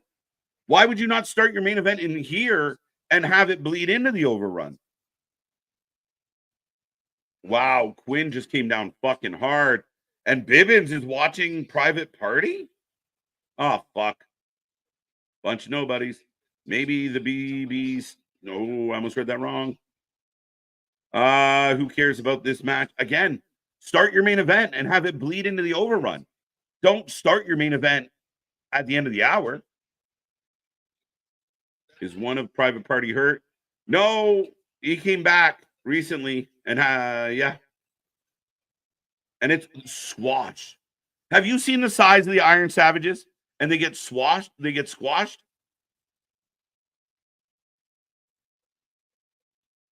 Okay. Now, correct me if I'm wrong.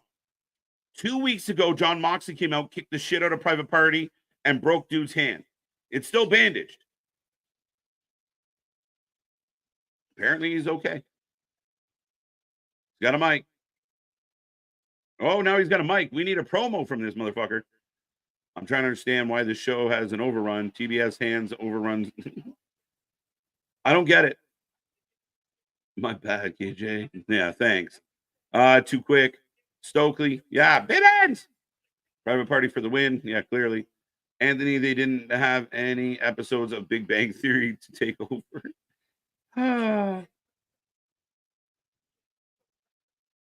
Iron Savages versus Gates of Agony.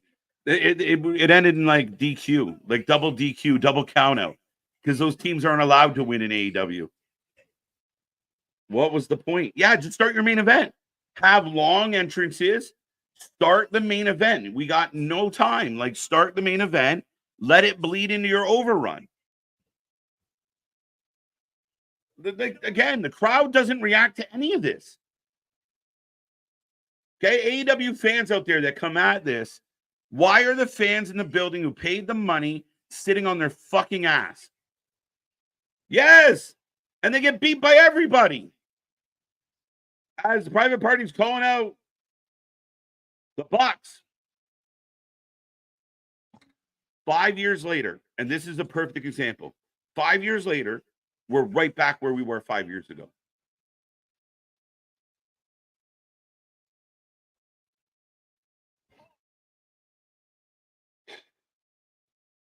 Did this nobody just flash his noodle arm? Yeah.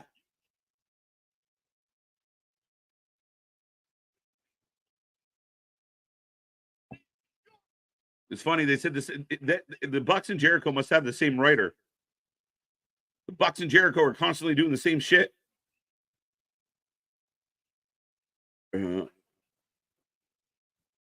Wrestle Dream, Private Party, and the Bucks.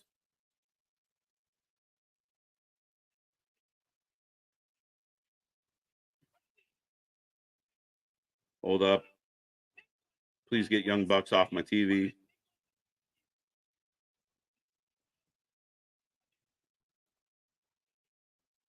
Right here, right now. Right here, right now. There's no way they're doing it, guys. There's no way they're going to do it. They were mad at the BCC, but yeah, what happened to that? So Moxley breaks his hand. They go on, squash the big giant savages, and then call out the Bucks. Help me understand, folks. You ever get in a fist fight with a neighbor and then fucking, instead of getting revenge, you go beat up your other neighbor? Doesn't make sense. Help me, Tony. Help me. Now Jack Perry's jumping the Private Party. So Private Party got jumped by the BCC and got completely annihilated. Now they're getting jumped by the Elite and annihilated. Shibata's going to come out. Nobody cares.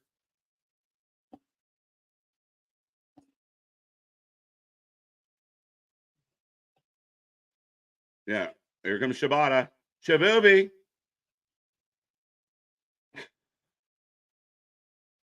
Guys, all I want to do is cheer. I swear to God, all I want to do is cheer. And I can't. They're fucking killing me, Smalls.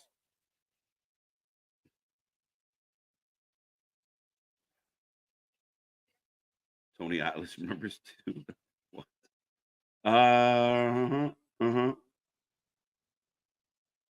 And Mini Adam Pierce. Interim EVP still, by the way. But they already said. So earlier when we had the match restart, Tony Khan told Tony Schiavone. Later, Christopher Daniels comes out on behalf of Tony Khan to call a match.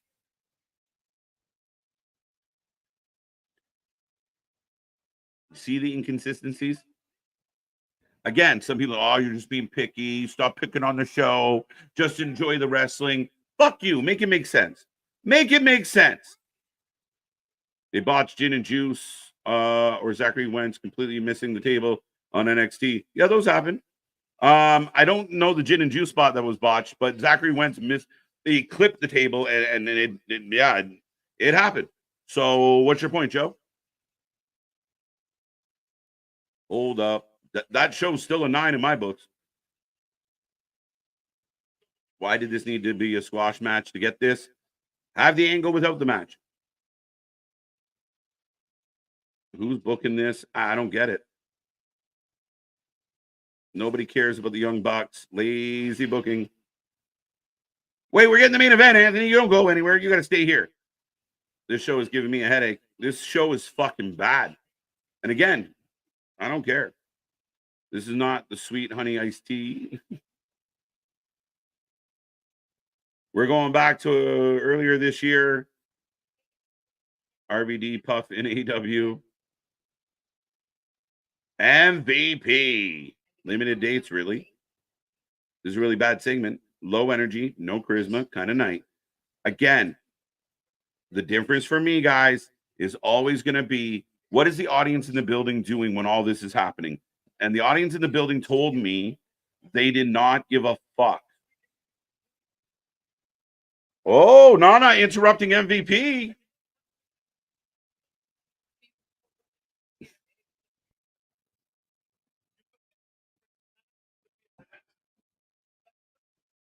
You forgot Prince Nana used to be a wrestler. No way.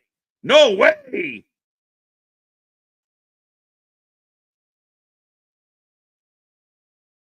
Oh, who do we get? Who do we get? Shelton Benjamin in the house. Let's go. Nana's going to fight Benjamin. Really? He is the president of our complaint department. Thank you. There you go. Shelton Benjamin has arrived in AEW, folks. Again, I love Shelton. I just don't know that this is best for AEW. It's not what I expected for AEW.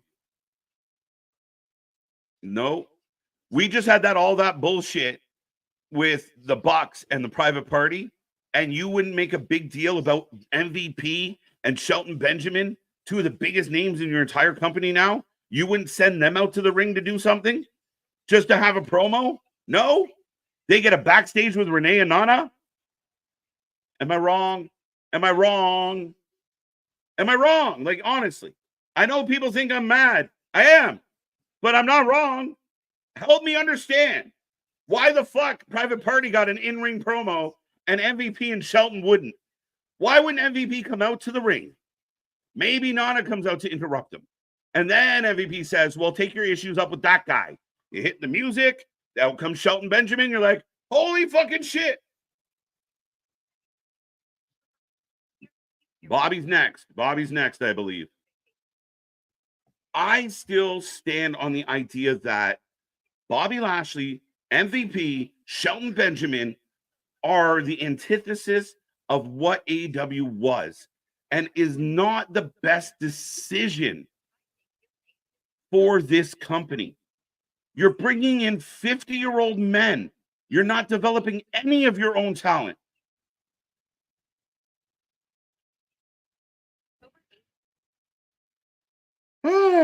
Shelton could have had a better debut than that. MVP came out last week, no music, no nothing, no big deal. Just walked out. Hi, everybody. This week, Shelton gets a backstage segment. Like you're debuting somebody from fucking Ring of Honor. There you go. There you go, buddy. Anyone, I'm all ears. I'm all ears. Blow up this chat, and you can tell me if I'm wrong if you don't agree with me.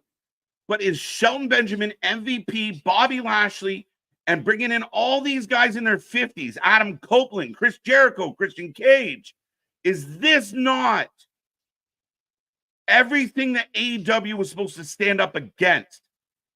Was it just fucking WWE light from an era that didn't draw anything for the WWE? Fuck. Yeah. An extra half an hour. Again, the fact of the main event should be starting now. I don't know. Sounds like, sorry, Nick, I don't know if you're watching, my bud, but it does 100% give us that vibe all day fucking long. 1, 2, 3, kid. I don't dislike Shelton Benjamin. I think he's got value. I don't dislike MVP. I don't hate Bobby Lashley, even though I don't think he's the superstar that people have made him out to be. I don't think this is what AEW is supposed to be. I want the Ospreys. I want the Ricochets. I want the good talent. But then if you're going to sign these guys and they're a bigger name than anybody on your roster, and you're doing a backstage segment where one of the fucking private party gets a promo right before it, that's just stupidity. That is fucking dumb. It's like buying a brand new sports car and taking your beater out. Why would you do that? They're about to change the wrestling industry. Yeah, just like Monet did. Probably gets on Wrestle Dream after losing at Grand Slam. Man, I'm telling you right now, they're going to. Yeah, apparently. So that brings the roster up to 475. Yeah, right. And again, I'm not saying I'm actually, to me, it's a pro AEW segment that sentiment that I'm offering everybody. I want the in-house talent, the young talent, the even some of the ones that you have come in, like the Kingdom, the Righteous, Lance Archer, even though Lance Archer is a bit older. There's so much talent on your roster, and they're getting swallowed up by a slew of old guys that the dub don't want anymore. You're taking the WWE leftovers and bragging about it like you stole it from them. It's a fallacy. It's a false narrative. It doesn't exist. It's not true. And if you think it, you're full of shit. And if you believe it, you're dumber than I am for being here every Wednesday and banging my head off the wall. Think about what AEW was supposed to be. And if you're a diehard AEW fan, you have to agree with me because I was right there on day one with everybody. Wrestlers that weren't getting a chance. Wrestlers we couldn't find other places. Giving a national stage to guys like Kenny Omega, guys like Hangman got an opportunity, even watching Darby come up, and other guys that we didn't even know who they were at the time. A Ricky Starks, a Wardlow, an MJF. That's the heart and soul of AEW. But you just bring in ex-WWE talent, ex-WWE talent, ex-WWE talent. And the fans that have drank the Kool-Aid, all of it, can't get over themselves enough to say, fuck, this isn't good. They try and catch it like it's some coup, like it's some ruse, like Papa Paul sitting at home crying into Stephanie's shoulders over this whole situation. I can't believe we lost them. They let them go. They didn't want them. You were taking WWE's leftovers and acting like you robbed them blind. Anybody want to tell me I'm wrong?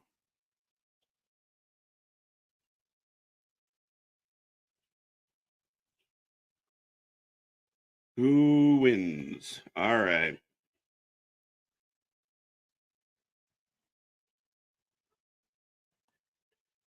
All right, folks. Poll going up for the main event. Finally starting. God knows how this is going to turn out. Oh, it's literally, I had this one on the docket first. My bad. Yeah. Yes. And again, those who get mad at these words, this is not hatred for AEW. This is disappointment in the product. This is disappointment in you failing to deliver on your mission statement. And you're turning this company into a second-rate, washed-up version of WWE. And WWE right now is clicking on fucking cylinders, selling out building after building after building. And the fans out there that got to find the smallest, minute little detail to try and poke back. Well, look what the dub did. Oh, he missed a table. Oh, they didn't really sell out. It's embarrassing. It is fucking sad. The delusion. Be honest. Dear Tony Khan, you're fucking up. Dear Tony Khan, this isn't what we wanted. Dear Tony Khan, when the fuck did you become Vince McMahon? Am I wrong? I don't know. They're signing young talent, my friend. They're signing guys in their prime. They're signing guys that are ready to go. You don't think the WWE would make that trade any day of the week? Yeah, take the Hurt Business. We'll take the Lucha Bros and Ricky Starks. Think about it. Take Adam Copeland. We'll take Ethan Page. It's not about who. It's not about the fact that they're signing these guys. They are signing good young talent, or at least a talent that can still wrestle. But AEW is signing over the hill talent that isn't going to sell you tickets, talent like Jericho that can't wrestle anymore. And I agree. Anthony, I'm convinced. I enjoy those programs more than I've enjoyed Dynamite lately.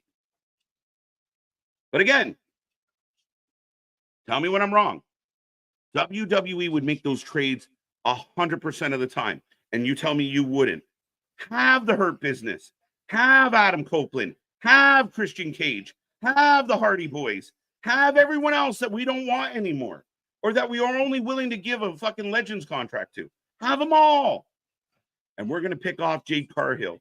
We're going to pick off fucking Lexis King. We're going to pick off young guys and women that we can meld and mold into future stars and continue to build our product. And when those guys are washed up and you got nobody left, we're still going to be rolling.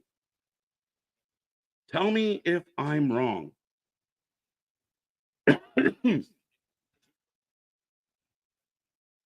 He's officially refused to let Lucha.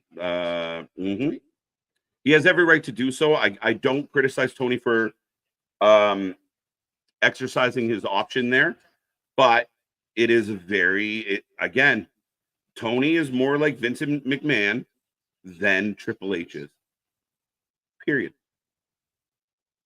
I don't think you're shitting on AEW. I think you want them to succeed so bad that it's frustrating to watch how it's getting ran when it could be so much better.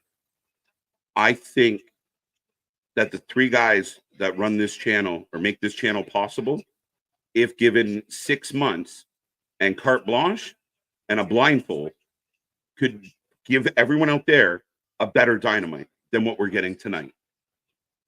I'm not saying we know everything, but this is bad writing at its core level across the board. NWO, NWA, NWO. Not sure what I'm supposed to say about that. WWE is not signing old talent. That's exactly my point. WWE is signing young, undeveloped AEW talent like Ethan Page.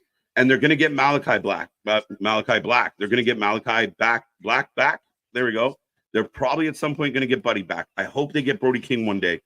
They're going to get Ricky Starks. They're going to get Wardlow. Fuck, who else are they going to get? Daniel Garcia can't even decide where to go. If they get Danny and put him in NXT and develop that kid who has a natural charisma, a natural ability to talk on the mic, have all the old fuckers you want. All the guys we weren't booking, have them. Have them all. Dolph Ziggler's out there if you want to sign him too.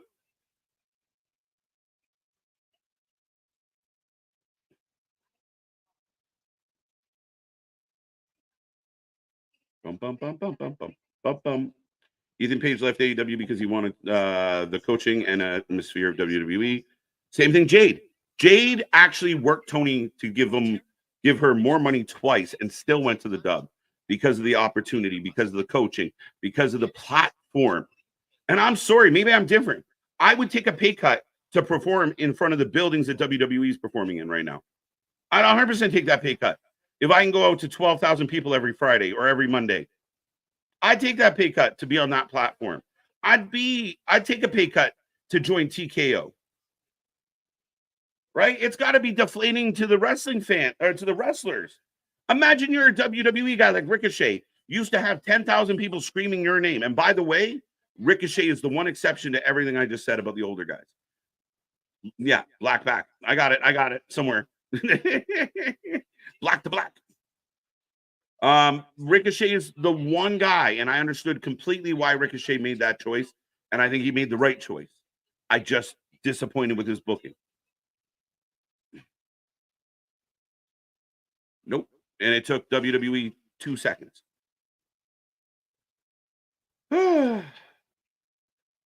Like, why are we in commercial at the top of the hour, guys? Why is this not something happening right now? Does anyone else understand this? That if you're going to do a 30-minute, 25-minute, 20-minute overrun, that it should have started 5 minutes ago, 10 minutes ago? If you tuned in right now, you would hit a commercial at the top of the fucking hour.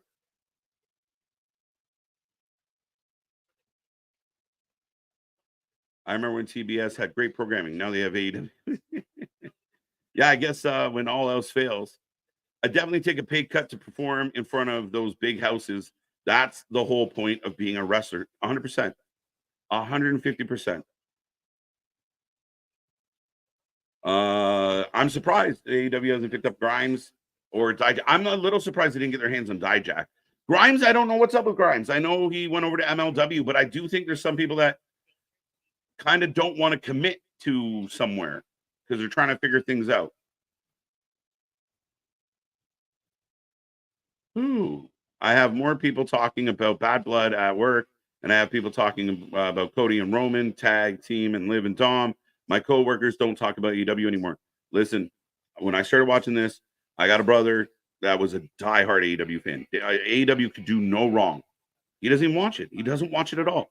We were just at our other brother's wedding, all talking about wrestling, and it's unanimous. AEW has gone the wrong direction. I don't care about anything else, but the shows are not what they used to be. Tommy Ann is near. Yep, that's an exception. Cody was already there first. Andrade is mid-30s. That's fine. But look at all the other names I use. So again, we're going much higher. And again, where they're at on their scale. Cody has a lot more in the tank. Malachi has a lot more in the tank. Andrade can still go. Jericho can't wrestle. Christian Cage isn't what he used to be. Adam Copeland broke his fucking leg. Think about it. Again, MVP walks with a cane. Bobby Lashley can kind of go because his style. Shelton, probably, maybe. But again, average age. I think if you sat down and took both rosters, AEW has a higher average age. And again, it's the caliber. I'm good with it. But let's be real. They also got Jade. They also got Paige. They also got others. And they're going to keep picking them apart. This is exactly what they did to WCW. We'll take Jericho. We'll take the Radicals. We'll take the up-and-coming talents. We'll take the Mysterios. We'll take the Guerreros. And you can have the Hogans. You can have the Macho Mans. That's all that's happening right in front of you. Camille's awesome. I love Camille. By the way, we're off and running. Did 100% of the people take? 85%. Pretty close. So remember, the first 20 minutes of this match is stupid. Dijak could want to take the Cody route back to W. Yeah, I think so. I think others do that as well. Do you think Triple H was in charge when Adam Cole was a free agent? Do you think he still would? I think at minimum, I think Triple H would have booked him better and saw more value in him than Vince did. Remember, Vince hated little guys, right? Anthony and Angels, the spinoff of Buffy. Here we go. 2 count by Okada, by the way. I'll cry the day TK runs out of money as long as he can keep me under contract and I do nothing to get paid for him. Yeah, there's way too many people doing that. Everything you say about AEW is 100% true. I can't take it anymore. Sometimes I don't mind bringing in the older people to help in some ways. Your channel is growing because you're telling the truth. Thank you, Paul. And again, guys, if you tuned in when I started tonight, I started with all the excitement, all the joy, all the compliments, but I got to call it what they're giving me. Last night, Nick and I sat here for 2 hours and we were entertained. We were pumped. Twists and turns, excitement. The audience in the live audience was screaming and yelling. Good matches, high-paced matches, energy, excitement was all there. And we praised it and we gave it we complimented it accordingly. We didn't do that because we're shills for that particular brand. And if tonight delivered, I'd be here doing the same thing. I start every Wednesday with hope. I start every Wednesday with energy. And tonight, again, as an AEW fan, as an adult with a brain, I'm highly disappointed in the product in front of me. And thank you so much for the super chat and the kind words, sir. We appreciate it. Jacking going back, he was the dirt sheet leaker. Oh, that is true. I forgot about that. So Triple H is a guy that has forgiven a lot. Remember, Triple H got like he's been able to mend a lot of bridges. Fuck, you got Jesse Ventura back. You can get Dijak back. If bridge water fuck, I'm losing my mind. Water under the bridge is where I was going with that noob. Tony took Athena and doesn't use her. Fact. If they are old and still work, what does it matter? I would put the AEW World title on Billy Gunn we would be great. He'd be more over and get more of a reaction than a lot of guys. But again, a long list of the guys that I'm telling you, they don't work. They don't do anything. They don't help the company. They don't help the brand. They don't help sell tickets. They don't help sell merch. I never shit on Daniel Bryan. Daniel Bryan's damn near retirement, but I like Daniel Bryan because Daniel Bryan gets in the ring and goes. But Jericho, I got to watch every week and can't do shit. AEW is a wasteland where WWE unwanted toys go. Facts. And that is my point. That is the antithesis of what Tony Khan was supposed to be doing with AEW. Do you think Adam Cole goes back to WWE at some point? I don't know if they even want him. What value does he bring? He's little.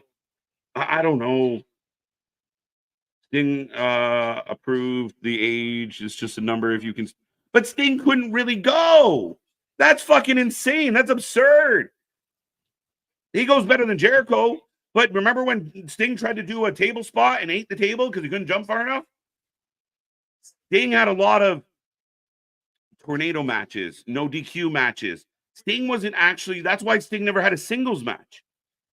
He couldn't still go.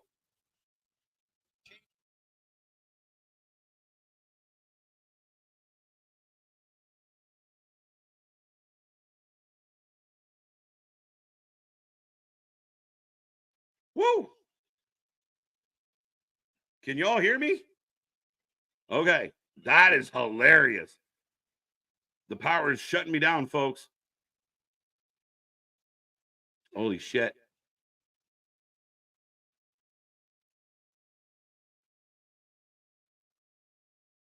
What is happening? I've been hacked. What is happening? There we go. Holy shit. I thought Agatha got KJ. That was crazy. 5 matches in 2 hours. Sounds very WWE-ish to me. Can you, everyone's got me, right? I'm back. I'm good. Somebody tell me I'm okay. It was Agatha all along. Fuck's sake.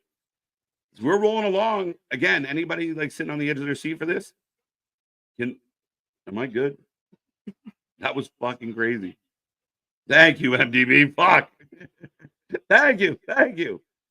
Dude, I literally thought I just shut it all down. I thought I was done. Out. Goodbye. You are good. It was the Wyatt.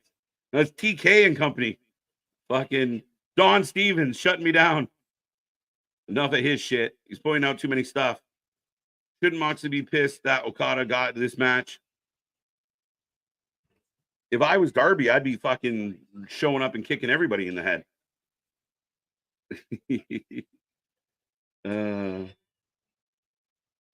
We want table chance. Both guys are on the outside of the ring.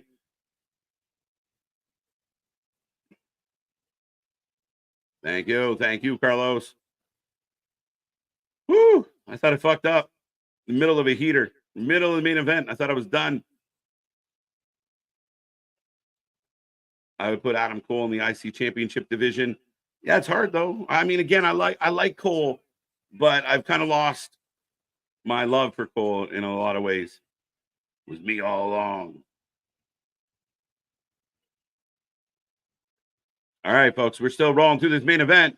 Let me see if the poll's still up. No, I took the poll down. We're good. And we are officially at 10:09. So again, are we going to get a 30-minute match tonight after? Like, I don't know. Like in a show that lacked matches, why couldn't this be in the show? Why did we need a 30-minute overrun for this? Am I wrong? Anybody feel like this overrun was necessary? What we do? Wrestling might suck. We never do.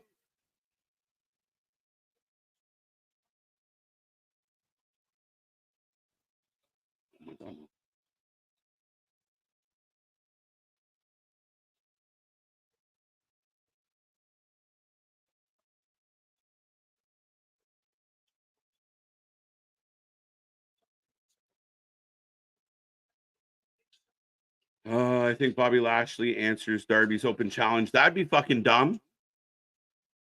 Bobby Lashley used Darby as a toothpick.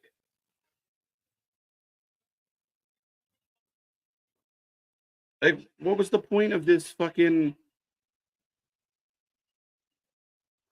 So if Danielson wins after the 20-minute mark, he doesn't get the belt. That is fucking stupid.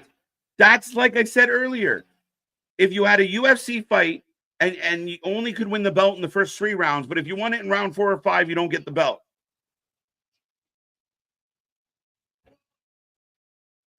Some of them are. I don't mind an overrun. Like, you have a main event that bleeds over, but to go out of your way to do an extra 30 minutes when the show only had 4 matches. I don't count the fucking, I had to barely count the private party match. Sheldon Cooper wants his time slot back. Darby and Sheldon Cooper team up as they've been screwed by AEW. It's dragged. That's what I don't want to stay for another fucking 20 minutes. Triple H booked Adam Cole like a star. Again, if done right, it's possible. I just don't know if I don't know. Dumb. Shouldn't they have some kind of timer or reminder on the screen? The commentary keeps making comments about it, but it's not overly fucking apparent. And it's still dumb. Dumb. No, I will not do it. Will not stop complaining. Nice drop kick by Okada. See? Compliment. Who books this crap? We know who books this crap. We know exactly who books this shit. I think the first match of this show should have been the main event, despite the ended. That's my take. I completely agree. But maybe because of the shitty ending is why it didn't end the show. I don't know. I don't like it either way. Daniel isn't even seeming like he's trying. Danielson down, Okada in charge. If you're gonna do a title for a title match, do an Iron Man match. But it's unnecessary. I get what you're saying, but I don't want an Iron Man match in this juncture. I want a 45 minutes. No, I need 45 minutes. Ripcord, reversal, slow as fuck.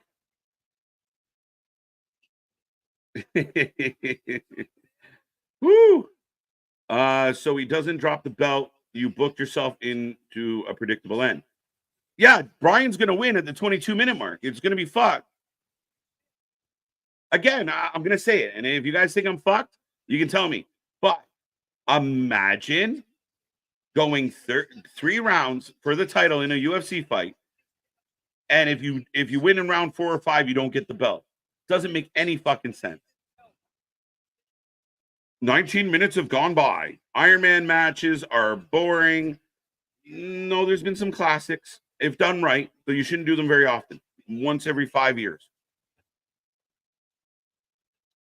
Am I looking forward to? Yeah, I think it's going to be fun, and I think there's an angle as far as Tiffany and how that all plays out. As Brian stretching out Okada, not too bad, not too bad. Didn't Bryan Danielson break his arm? Yep. Not last time, first time. I think he broke his arm the first time, and then the second time he didn't break his arm. But neither one of those matches were that good.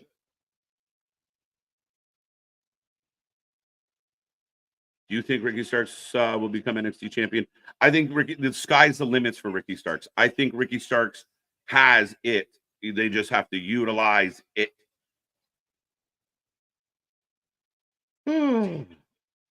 Bryan Danielson has his shoulder flat on the mat during his submission. Well, that's just being picky. No, I'm just kidding, MDB.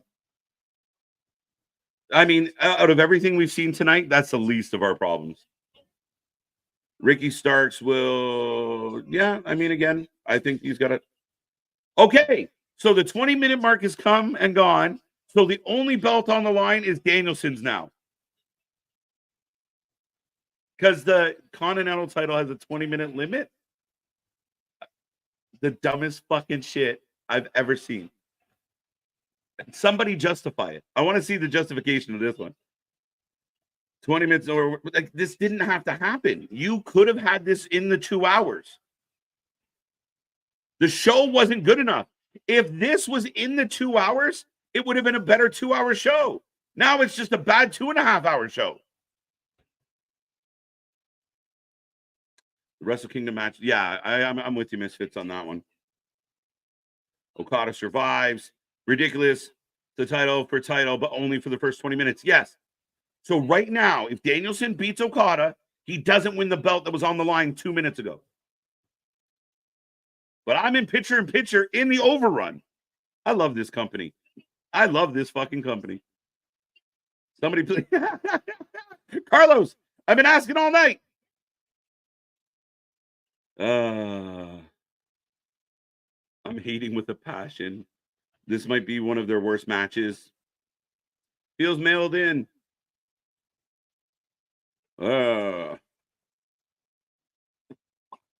Happy birthday to you. Happy birthday. What the fuck are we doing? But yeah, that's what's up right now is Okada and Danielson.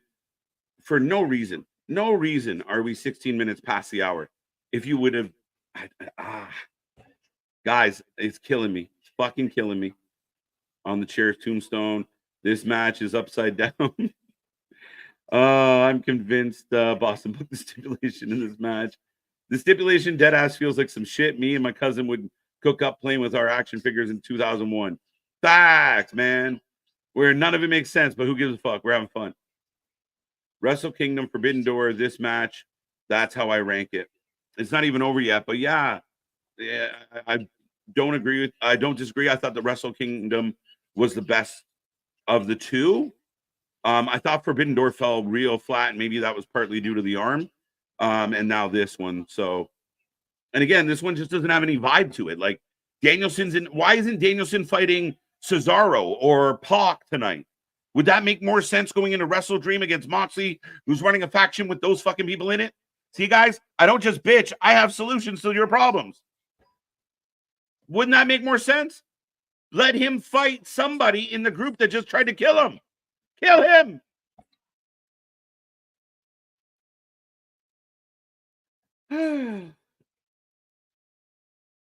Okada needs to dye his roots. Didn't even notice.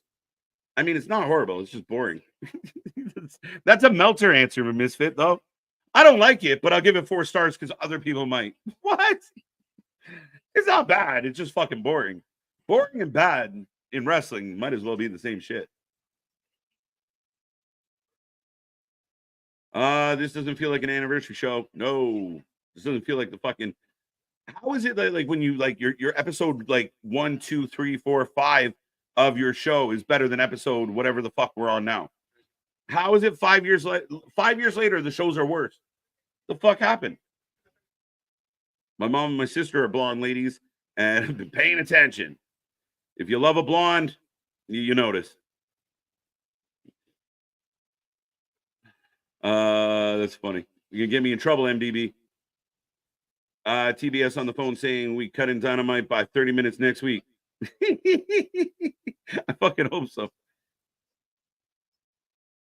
Would you guys agree with me, though, that if they had taken this match, this 25 minutes, shifted it into the 2 hours, cut out the Private Party, the Young Bucks, Jericho, would Dynamite not have been better?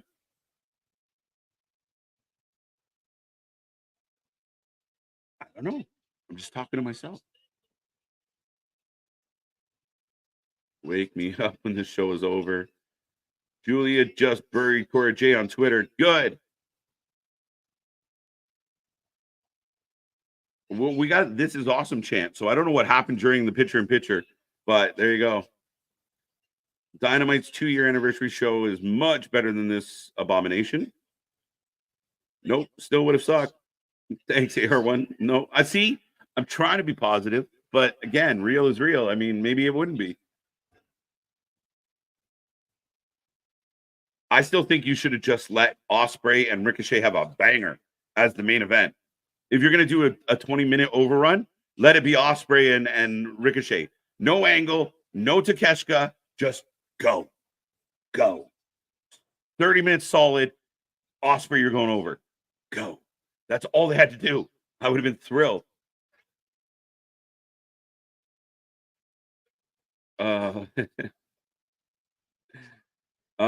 Cut the Bucks, cut Monet, cut Private Party, cut Jericho. Yeah, we're getting somewhere with that. Take out the garbage. They should have had the 5-year anniversary of Daly's Place. That would have been cool. I would agree with that. I was okay with that. I had the energy to hate the show for 2 hours. The extra 30 minutes has been hell. I'm just tired. Like, literally, look, I'm exhausted by this.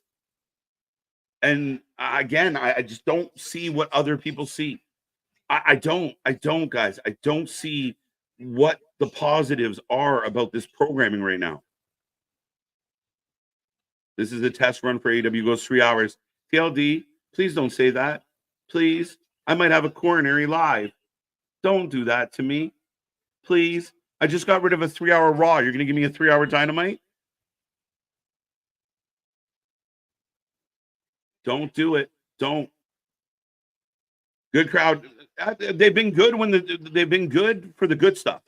They were good during Ospreay and Ricochet. I complimented them. I said, Britt, they were dead for Britt, which I thought was crazy. They've been good in this main event. And I don't mind this main event. It's a little slow, but I don't mind it. And there's talks of making Dynamite Collision 3 hours. Yeah, I'll shoot myself. Am I allowed to say that on YouTube? YouTube, I'm joking, and I don't condone it. Either AEW fed the crowd dry bread. Oh, my God. All right, that was pretty cool. Julia said, who are you? Perfect. I love Julia. I hope, again, if she has to use social media to get over, great. And set up that little angle, I'm good with it. We're going to get Stephanie and Julia versus Cora and Rox. The involvement of Takeshita is weird to me, too. So is Ricochet and Ospreay, done for now. So does that mean the Callis family is just completely done, too? Where does this fall? Where does this fit? It's so fucking complicated. You need a bad guy and a good guy, and they got a whole bunch of bad guys, no good guys, nothing. It's just fucking scrambled egg booking. This is awesome chant for no reason because I've been bored. Yeah, they finally did some shit. Tony, good job not being Vince. 3-hour Dynamite might kill Dynamite permanently. TV deal or no TV deal, 3-hour Dynamite might scare the fuck out of everybody. You don't need a 3-hour wrestling show. And that's from any company. I don't want a 3-hour WWE show. I don't want a 3-hour AEW show, a TNA show, an MLW show, an NWA show, a New Japan show. Unless it's a pay-per-view, I don't want to watch a 3-hour fucking show. Period. Bad. Not good. Titanic was 3 hours. This feels like the fucking Titanic. Do not do it. Yeah, he's fucking brutal. That's why we're the alternative commentary. I can do what he does in my fucking sleep and actually tell you guys what's happening. Shit. Danielson firing up. If this is what AEW gives in 3 hours, I don't want it. Take it back. TK will make Dynamite 3 hours in 25. My prediction. It will be a bad decision. And I know we're going to get 3-hour SmackDown. It's going to piss me off. I don't want it. We're joking. Yeah. Simmer down. Just kidding. Psycho knee. Dose. Match is picking up nicely, guys. Will MJF go full Hollywood after Happy Gilmore too? If he was smart, go full Hollywood till his AEW contract expires. Imagine all the Learning Tree segments on a 3-hour Dynamite. You just hurt my heart. I literally quivered on the inside, things that make you go, "Ugh. The fuck are we doing?" Wrestle Dream has a lot of filler on it.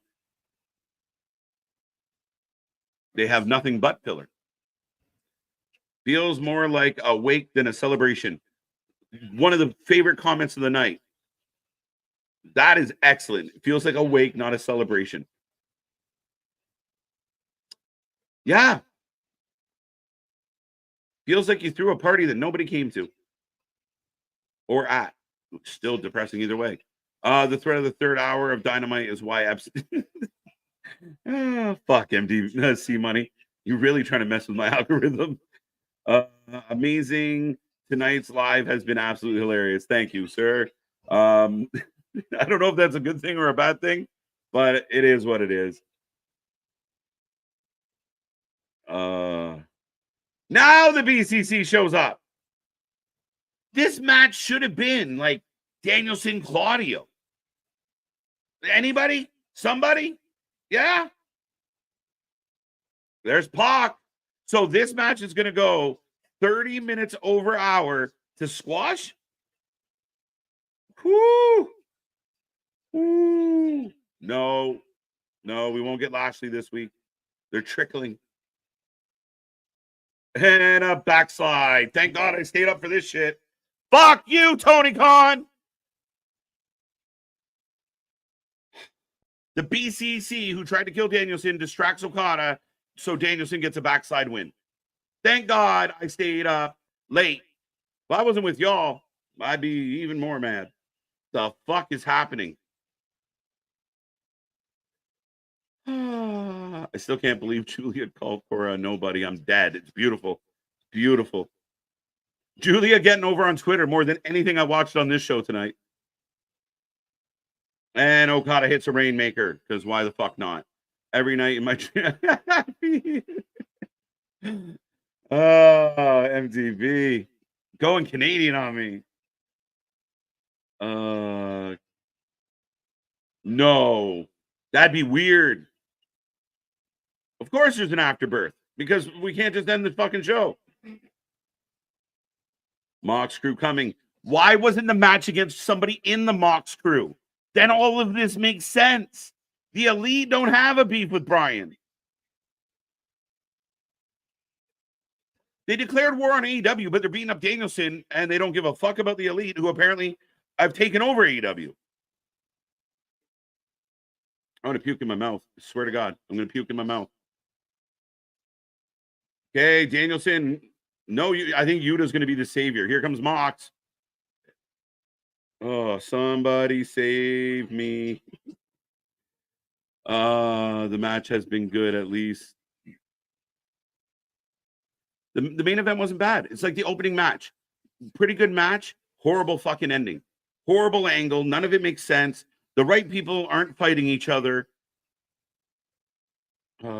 Yes, let's fucking go. Next week, poor Toronto. No, we're good for the regular season. It's the playoffs that we got a problem with. I'm still laughing at Jimmy's comment, like literally crying. Yuta! It'll be Yuta, because fucking the superstar, that is Yuta. Yuta. What the fuck are we doing? Here it comes. The crowd's buzzing, and they run away 4-on-1 from Wheeler. I'm 130 pounds with sandwiches in my pocket, Yuta. A madman! Your big badass faction just ran away from Wheeler fucking Yuta. Oh, Yuta's going to turn. I feel like Yuta might turn, though. It was too real. Moxley's looking at Yuta. I feel like this is... Oh, what are we doing? What has he got in his hand? What's he got in his hand? Is that a shillelagh? What has he got in his hand? It's a hammer. He's got a fucking hammer. Danielson's up. Okay, that was stupid. Have y'all not been in a fight ever before? Nobody? Anybody? The crowd is quiet, by the way. The crowd is not excited. Y'all remember when the monsters were destroying everything and people criticized it, but the fans were screaming? Nobody's screaming. The fans are going to tell you how awesome this was. The fuck are we doing? He has a hammer.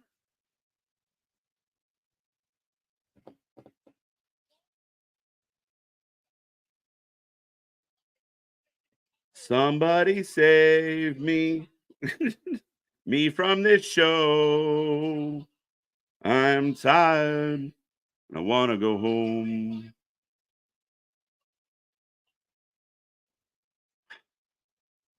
He has a hammer. Next week, Title Tuesday. Huge draw. Wheeler Yuta.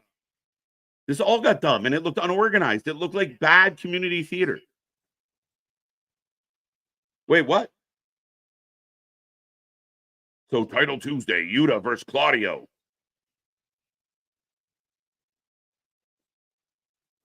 Do you remember he's in a trios with those two motherfuckers, right? 1/3 of your trio champions running around with a hammer trying to beat up the other 2/3. This won't end. Make it end. Make it go away.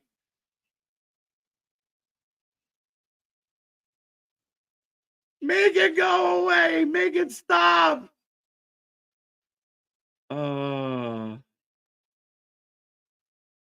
right, ladies and gentlemen, we are finally going off the air. I'm going to take your ratings out of 10. We'll have a little bit of a recap, but I'm really fucking close to tapping out because the last little bit has been extremely boring and unentertaining for me. 5 years. Let's go.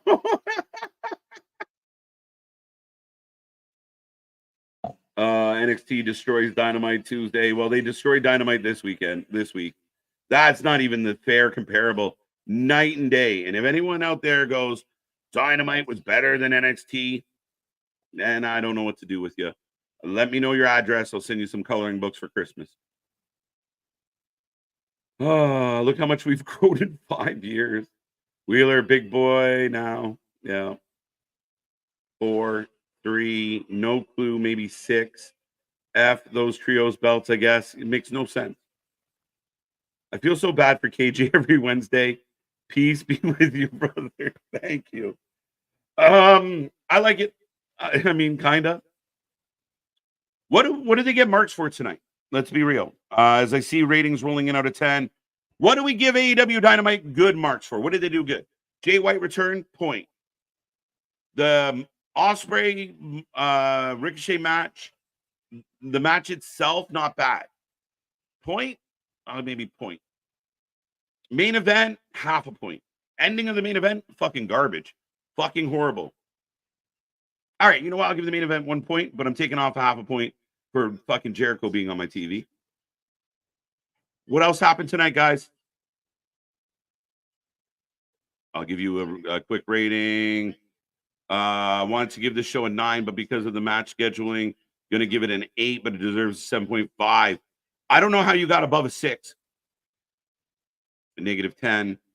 I honestly don't know what on this show gets.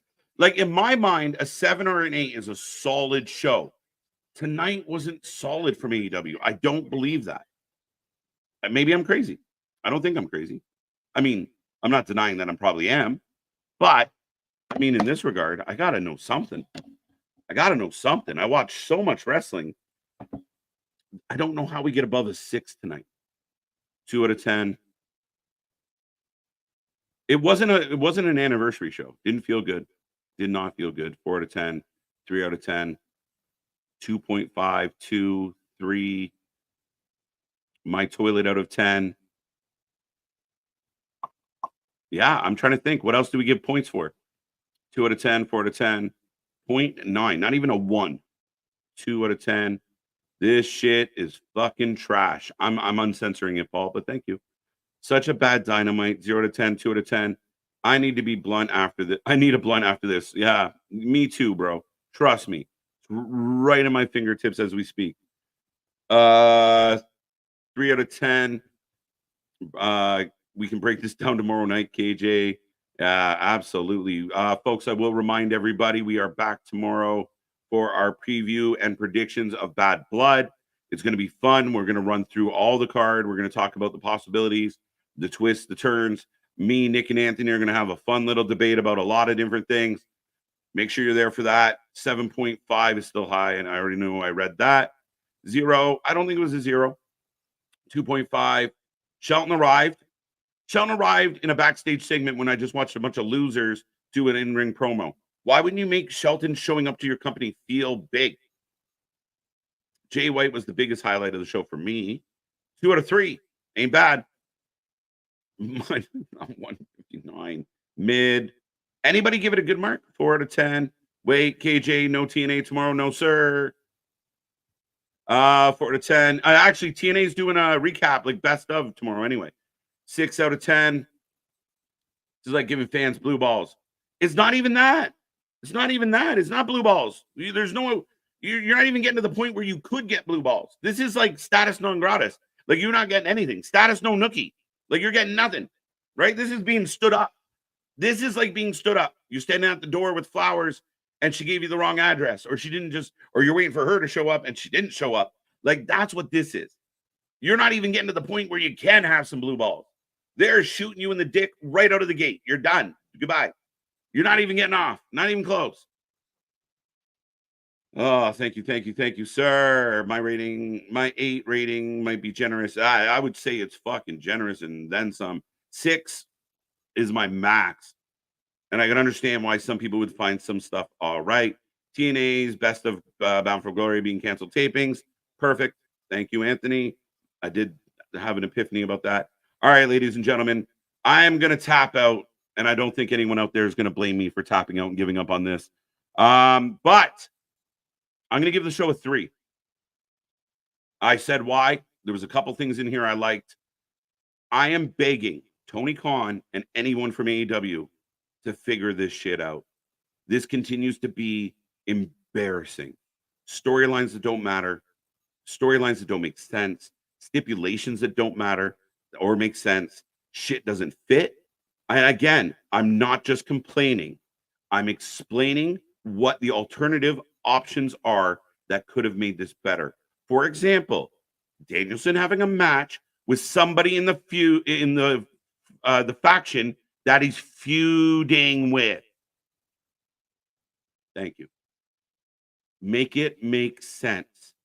And to the fans out there that refuse to admit that this is fucking boring, that this is fucking embarrassing, that this is slow and sad. Sorry, but this is not good. You are getting beat at everything. In ring, out ring, production, promos. There is not an aspect of wrestling you are doing better than anybody else right now. And I will say TNA and NXT and MLW. Well, maybe not MLW, but there's a lot of companies out there that are doing so much better than this. Dynamite continues to underwhelm and be boring. I'm sorry. That's a 3 out of 10. Do better. Be better. But on the bright side, we are back tomorrow. We are back all weekend. Folks, strap in, strap on for all the fun stuff. Be a friend, tell a friend. Click all the links below. Thank you for being a part of this. Thank you for being a part of the Wrestling Utopia. Remember, the wrestling might suck. We never do. And we are not stopping anytime soon. I am KJ. Big shout out to Anthony. Big shout out to Big Nick. And until tomorrow, I will see you on the flip side. Good night.